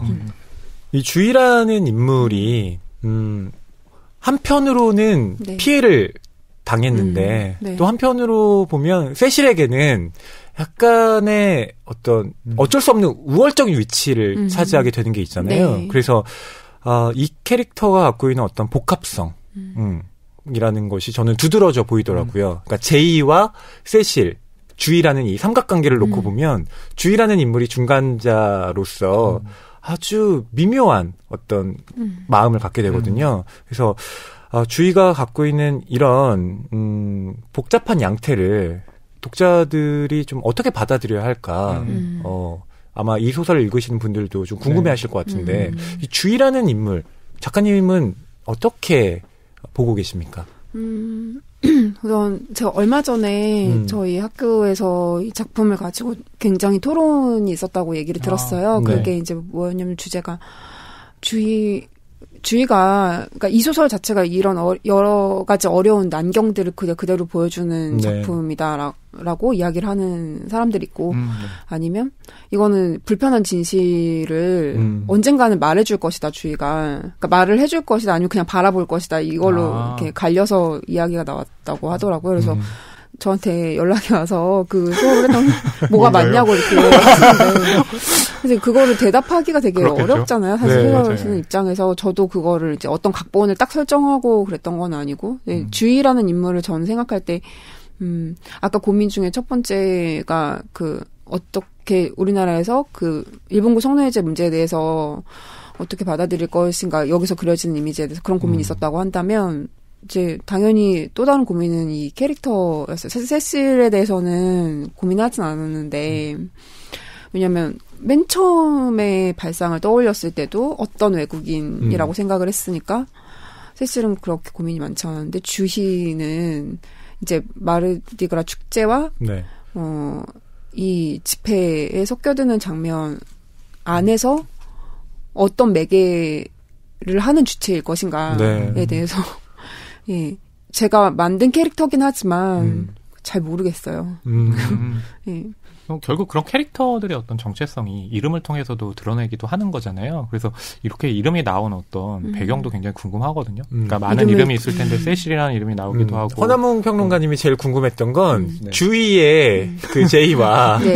그 뉴올리언스에서 같이 동행했던 그 제이가 어떤 연관성이 있지 않겠느냐. 생각을 했냐면 네, 이렇게. 저는 이제 아까 말씀해주신 그런 토론과는 또 다른 생각이 있었는데요. 네. 결국에는 저는 이 소설의 어떤 뉴올리언스 부분과 한국에서의 부분이 저는 결국엔 순환하는 어떤 구조라는 생각이 들었어요. 네. 왜냐하면 제가 어느 환경에서는 피해자이기도 하지만 또 비슷한 환경이지만 다른 곳에 처해 있을 때는 가해자가 될 수도 있는 거잖아요. 그래서 굳이 답을 내려주지 않은 건 결국 그런 어떤 구조들이 순환하는 건 아닌가 하는 생각이 들어서 주위의 어떤 주위와 제이라는 것에 어떤 유사성이 또 있는 것은 아닌가라고 생각은 했거든요. 자, 여기서 과연 박민영 작가님이 어떤 대답을 하실 건가 좀 매우 부담을 궁금해집니다. 주세요. 제가 본 게 맞나요? 그러니까 제이의 그 스펠링 제이와 주위의 유사성에 대해서 질문을 하신 거죠. 네네네. 그런 셈인 거죠. 네, 그러니까 실은 저도 네. 뭐 평론을 그렇게 정리를 해주셨지만 그런 생각이 없었다고 할 수는 없고, 이들이 뭔가 이렇게 삼각관계지만 그 서로의 짝패가 되는 고리가 되는 뭐 그런 거를 생각을 했는데 그렇다고 그거를 막 어필하기 위해서 제이라고 한 건 아니에요. 네네. 네. 그냥 이제 근데 그 사람을 익명으로 남겨둬야 하는 이유가 있었고 저한테는 세실 주의 외에 다른 사람을 그 삼각관계의 한 축을 이렇게 익명적인 이름을 붙여야 되는데 저한테는 제이라는 사실은 그 호명이 익숙했거든요. 네. 첫 소설집에도 제이를 되게 많이 썼는데 그래서 썼고 근데 물론 주희와 세실과 제이와 세 관계의 그 짝패적인 유사성은 물론 있다고 생각합니다. 허나운 평론가님 네. 만족하십니까? 아니요, 뭐 만족하는 건 아니고요. 되게 지금 뭔가 기다 아니다를 듣고 아니에요. 싶으셨던 거 아니에요? 저도 사실은 이렇게 보면은 사람들이 이제 질문할 때 이렇게 해석하는 게 맞나요? 그러니까 그런 질문들은 작가님의 입장에서는 맞는지 틀리는지는 알 수는 없잖아요. 그렇죠. 예, 그렇기 때문에 그것이 나오게 된 이제 배경 자체가 궁금해가지고 그래서 저는 이름이 어떻게 나왔나 라는 어느 정도 걸 의식을 여쭤봤죠. 하고. 근데 이름의 느낌은 제가 질문을 돌려드리면 이름의 느낌 혹시 어떠셨어요? 세실이라는 이름, 주희라는 이름? 저는 주희라는 이름 같은 경우는 굉장히 좀 흔한 어떤 이름이기도 하잖아요. 예, 그런데 세실이 굉장히 좀 궁금했던 게 외국에서는 세실이라는 이름이 남자 이름이잖아요. 그렇게 쓰인다고 하더라고요. 예, 그래서 그건 몰랐네요. 예, 네. 거기에 대해서도 또 좀 생각을 하셨던 건 아닌가 예, 그런 인상은 받았습니다. 일단 일본에서는 세실 여자 이름으로. 아, 그렇군요. 네. 일본에 저는 세실이 일본어로 발음하기는 쉽지 않겠다. 왜냐면 세시루 네, 이렇게 될 테니까. 네. 그래서 세실이 그리고 어떻게 보면 한국적으로 저는 좀 들리기도 했거든요. 한국 이름도 세실 있을 수 있죠. 네, 그래서 세실 주의가 이렇게 나란히 병치됐을 때 이게 뭐 꼭 일본인과 한국인이라기보다는 그렇죠. 네, 그냥 어떻게 보면 익숙한 이름 두 개가 나와 있는 것 같다라는 생각도 들었습니다. 그러니까 그래서 이게 일본 사람일지 예상을 못하는 분들도 되게 많이 계세요. 유럽풍의 이름이고, 근데 일본 사람들이 좀 유럽풍의 이름을 짓고 이런 걸 좋아하는 것 같더라고요. 그 제가 이제 봤던 이름들 중에 나중에 소설을 쓰려고 일본에서 쓰는 유럽풍의 이름들을 뭐 메모를 많이 해놨었는데 그 중에 세실이 선택된 뭐 주리, 뭐 리나, 뭐 이런 이름들 히라가나로 쓰는. 저는 진짜 궁금했던 게 이 힘의 유리에 관한 2010년도작 영화. 네네네. 예, 한국어 번역 제목은 전화에 쓰러져간 순결한 백합이여 최후의 나이팅게일이여. 저 이거 진짜 찾아봤거든요. 없어요. 없어요.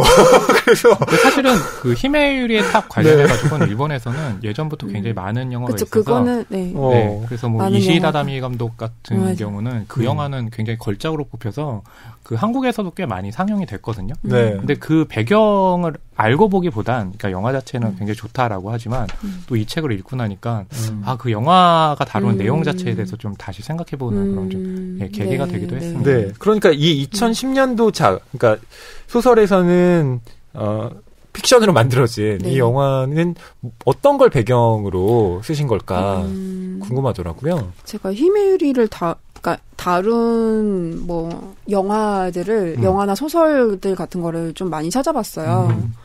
그래서 그 내용들을 좀 다 섞었다고 보시면 되는데 이거는 전화에 쓰러져간 순결한 백합의 최후의 나이팅게일이라는 제목을 제가 짓고 제가 일본어를 못하거든요.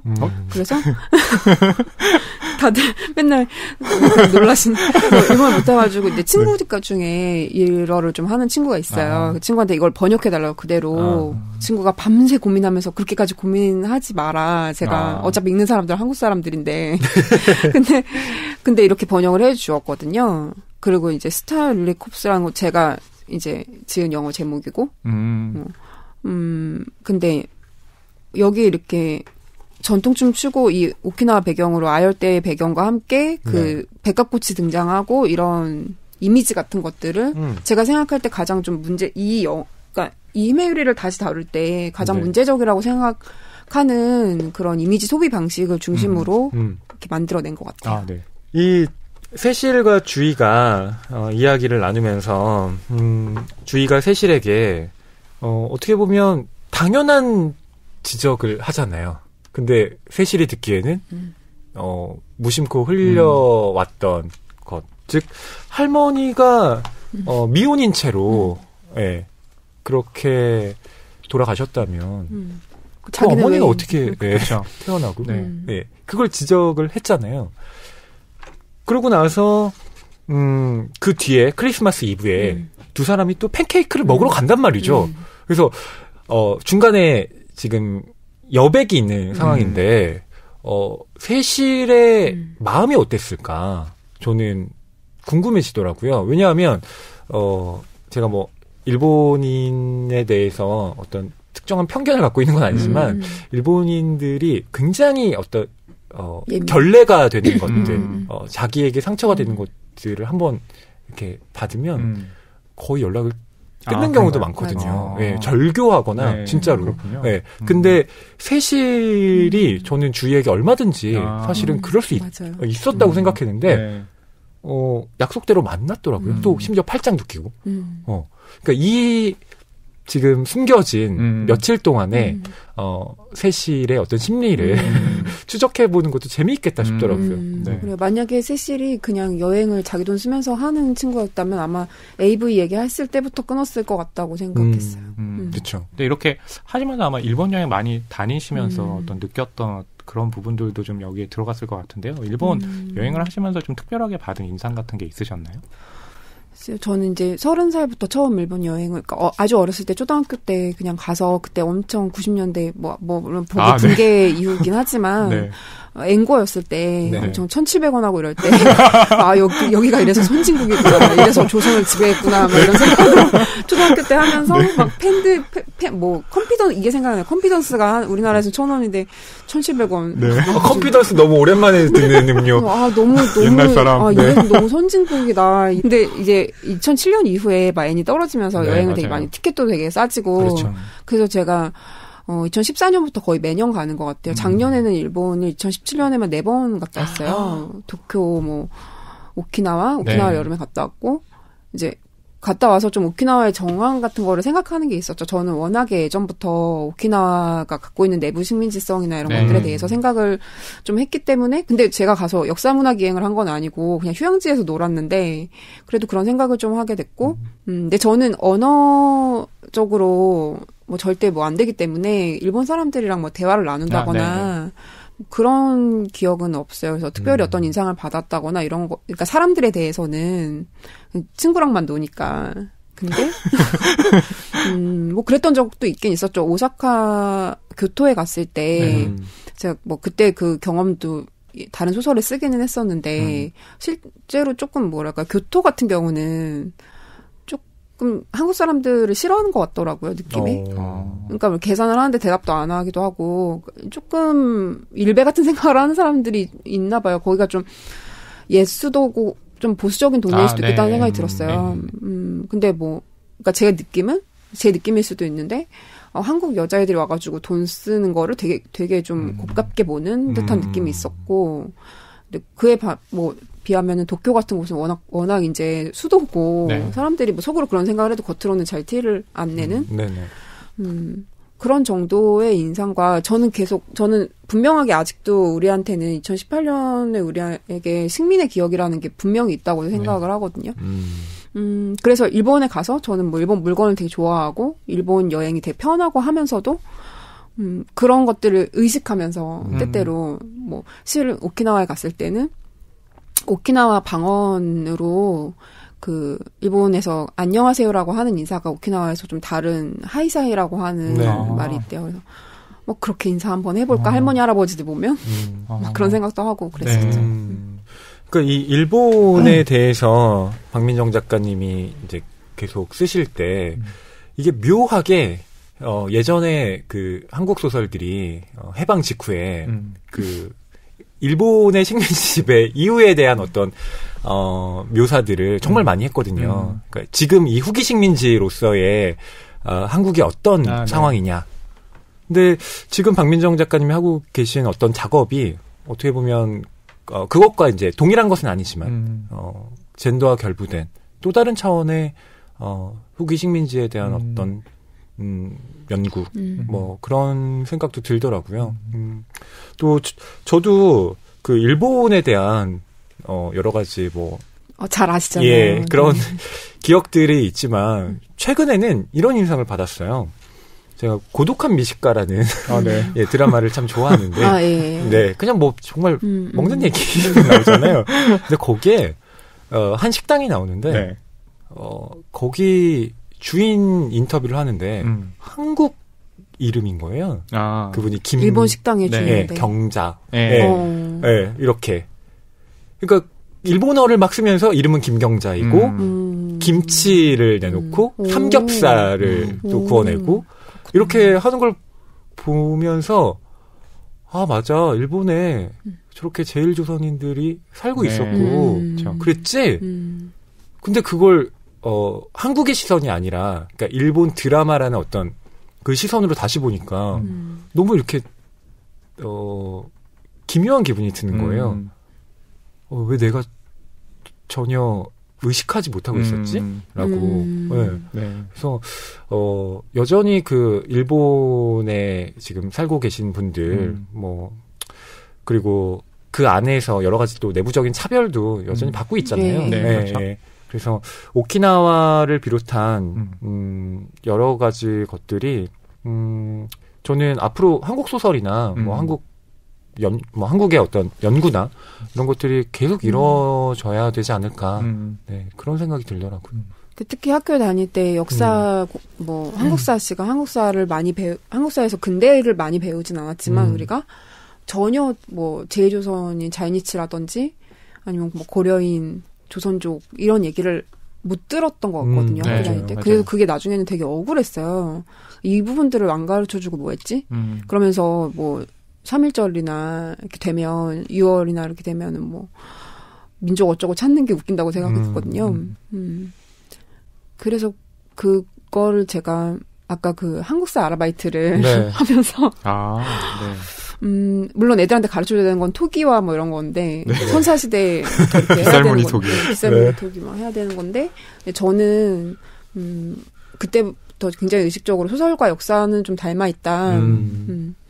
이 서술형의 그러니까 나레이션의 방식이라든지 이 과거를 이야기하는 방식 자체가 굉장히 닮아 있다고 생각을 하고 근대사 위주로 공부를 할 때 당연히 일본 그러면서 저는 약간의 그 밀떡이라고 해야 되나요? 밀리터리 덕후.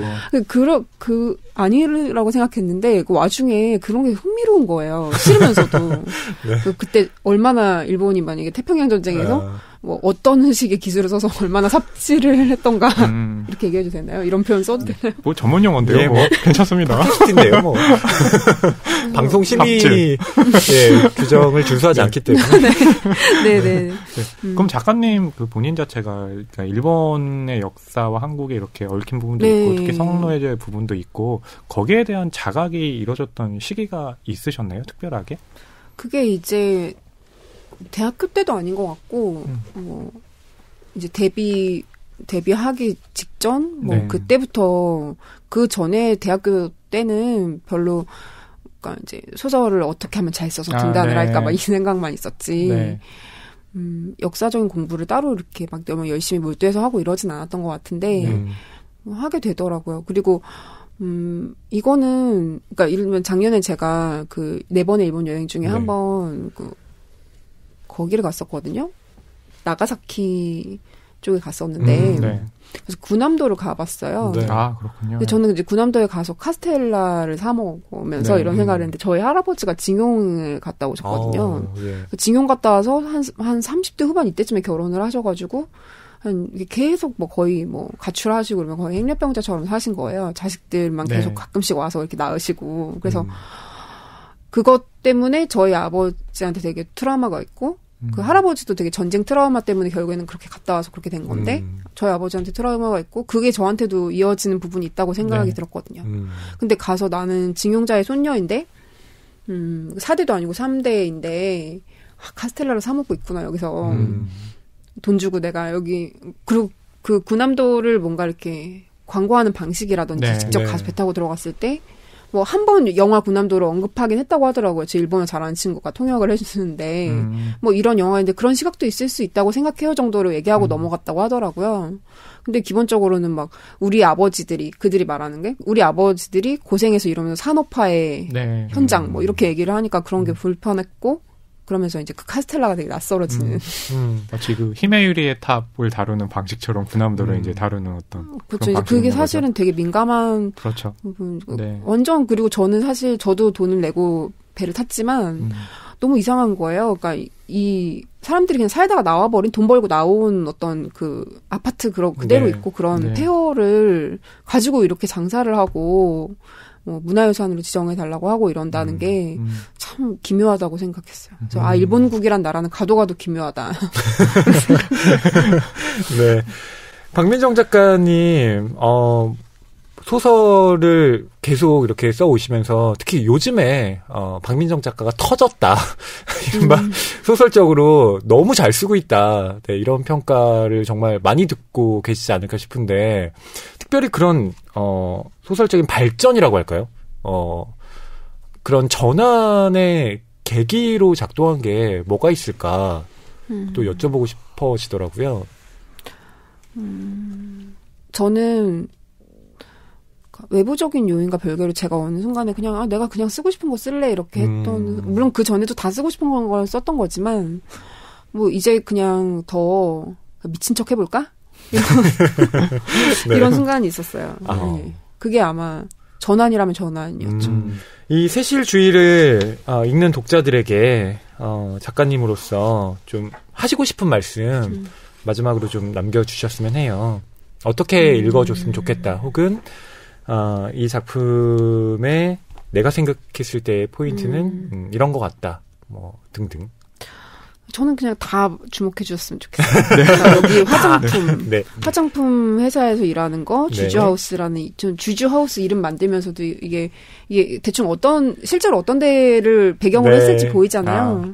근데 그 주주하우스를 주로 원래는 하는 게 주의할 때 그 주로 주주로 네. 하는 게 원래 한글 맞춤법에 맞는데 근데 이걸 느낌을 살리고 싶어서 주주라고 했고 막 이런 것들을 편집자님과 함께 막 엄청 고민을 하면서 그리고 뭐 여기 할머니 어머니의 이름도 다 설정이 돼 있잖아요. 네. 모리오, 세이젠, 뭐 사쿠라코 이런 이름들도 굉장히 즐겁게 해줬고 남자 이름도 중간에 나오면 다카키, 네. 마모루 이렇게 나오잖아요. 그러니까 이 전부 다 하나하나 네. 이렇게 포인트를 주시면서 읽으시면 재밌을 것 같아요. 네. 이름 얘기하셔가지고요. 그럼 저는 윤호라고 한 것도 그런 어떤 윤호는 언어적인 느낌이 있는 건가요? 아니면 그냥 윤호는 이름 네. 물론 그러니까 일본 사람들이 발음하기 참 좋겠다 이런 생각인데 제가 실제로 아는 그러니까 뭐라 그러지 제 친구가 또 다른 이 번역해준 친구 말고 또 일본어를 좀 하는 친구가 있는데 그 친구가 윤호 팬이고 제가 그래서 이거 헌정한다고 생각하는데 친구들이 이제 아주머니들 네. 40대 50대 아주머니들이신데 윤호 때문에 그냥 와요 한국에 실제로 광주에 간다고 하고 고향이라고. 네. 그러면서 윤호가 다니는 고등학교 가보는 거예요, 정말. 그리고 윤호가 얼마 전에 인스타그램에 뭐 어느 카페에 갔다. 네. 그러면 그 카페 가보고. 그냥 그가 올렸다는 이유만으로. 그런 사람들이 실제로 있다는 거를 좀 알기 때문에 동방신기는 뭐 딱 2명이고. 네. 근데 그 중에서, 제가 봤던 건 제 친구가 윤호 팬이기 때문에 이렇게 했는데, 이게 생각보다 윤호 팬분들이 네. 이 젊은 작가 기사 본 이후에 네. 너무 기대하시면서 네. 그런 또 팬들이 생긴 거군요. 이 책을 읽으려고. 그러니까 제가 이제 윤호 팬들 믿고 간다고 얘기했는데 너무 궁금하고 윤호가 다뤄졌다라는 것 자체가 네. 되게 신기하고 네. 팬분들 입장에서는 그런 거 또 여기에 그 일본 브랜드들도 워낙 많이 나오고 그래서 그거를 윤호가 나오는 소설이 이번에 젊은 작가상 대상을 받았다라는 트윗을 누가 일본 사람이 번역해가고 그게 일본 사람들이 또 리트윗을 하고 이러는 걸 봤어요. 그래서 윤호 팬들 믿고 가야겠다. 정말 구석구석 잘 살펴야 될 것 같네요. 그러니까요. 이게 또 일본에 또 번역이 된다면 어떤 반향을 불러일으킬지. 무서운데 저는 행보의 과학도 그렇고 일본 다른 소설도 번역된다고 생각하면 정말 무서워. 나 끌려가는 거 알죠? 아니에요. 예, 한국에 지켜드릴 겁니다. 저 이렇게 한 30분 정도, 40분 정도 얘기 나누셨는데요. 어떠셨어요?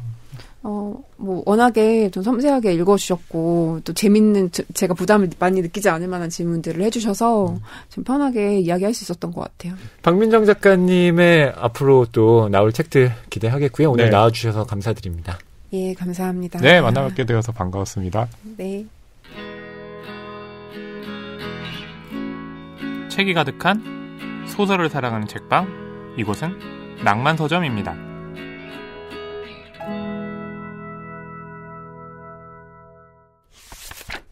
박민정 작가님과의 만남, 허남홍 평론가님 어떠셨나요? 네. 작품에 대한 말씀도 해주셨지만요. 작품 외적인 이야기를 해주셨는데, 가령 일본 여행을 4차례 갔다 왔고, 또 거기서 받은 인상, 이런 것들을 말씀해 주셨잖아요. 그러다 보니까 더 흥미로운 소설이라는 인상이 들었습니다. 네. 박민정 작가님, 앞으로도 또 소설 여럿, 출간 계획이 있다고 하니까요. 네, 엄청 많더라고요. 네. 그 작품들 나오면 또 열심히 읽어보도록 하겠습니다. 허남홍 평론가님은 이 작품의 한 줄 평 어떻게 하시겠습니까? 이건 정말 굉장히 좀 힘들었는데요. 예, 그런 거죠. 이렇게 100%인 사람은 없다. 네.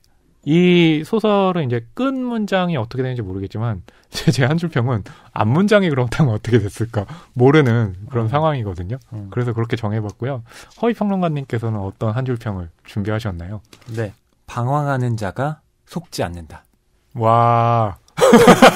지금 무슨 의미인지 안 와닿으셔서 늦게 리액션하신 거죠. 항상 한 줄평 허위 평론가님 할 때마다 굉장히 이렇게 감탄하는 느낌인데 항상 감탄하다 보니까 이 와라는 게 기계적으로 나왔어요. 원래 속지 않는 자가 방황한다. 이게 정신분석학자인 락강의 또 유명한 명제이기도 하죠. 이번엔 정신분석학자를 준비하셨네요. 근데 이걸 그대로 뒤집은 겁니다. 네. 방황을 한다면 어쩌면 우리는 속지 않게 될 수도 있다. 저는 세실의 입장이나 주위의 입장이 모두 방황하는 자들이라고 생각하거든요. 그러니까 이들이 처음에는 어떤 식으로든 속아왔지만 방황을 함으로써 속지 않게 되는 그 너머로 이행해가는 그 과정을 담고 있는 소설이라는 생각이 들어서 결국 우리가 방황하는 것도 더 나은 방향으로 나아가기 위한 어떤 과정이니까요. 예, 그렇게 생각을 하니까 역시 멋있으시네요. 이런 덕담 맨날 해주셔도 항상 덕담으로 고마워요. 끝내죠. 저희는. 네. 이 박민정 작가의 세실 주인은 저희가 줄거리 소개를 좀 위주로 해서 많은 의미를 좀 짚진 못했지만 아주 중요한 부분들 특히나 이 국가라는 것 그리고 젠더라는 것이 어떻게 연결되어 있으며 또 서로를 구속하기도 하고 이 국가와 젠더라고 하는 것이 어떻게 착종되어 있는가를 드러내는 작품이기도 하거든요. 일본과 한국, 미국이라는 국가들이 나오고요. 그리고 거기에 나오는 인물들은 거기가 여성입니다. 이 여성들이 각각의 내셔널리티를 가지고 여성으로 서로 만날 때 그들은 과연 어떻게 연대를 할 수 있으며 혹은 연대하지 못하게 되는가. 내셔널리즘과 젠더가 참 문학의 연구 주제 중에 하나인데 그걸 현대적으로 잘 짚어낸 네. 소설이라는 생각이 듭니다. 네. 그 안에서 결국 그 방황하는 것 자체가 더 나은 방향으로 또 나아가기 위한 거라는 것, 속지 않기 위해 나아간다는 것이라고 또 의미를 부여할 수 있겠네요. 네, 낭만서점 138회 박민정 작가의 세실 주의는 이것으로 마치겠습니다. 저희는 낭만서점 139회로 돌아올게요. 감사합니다. 예, 한 주 동안 건강하세요.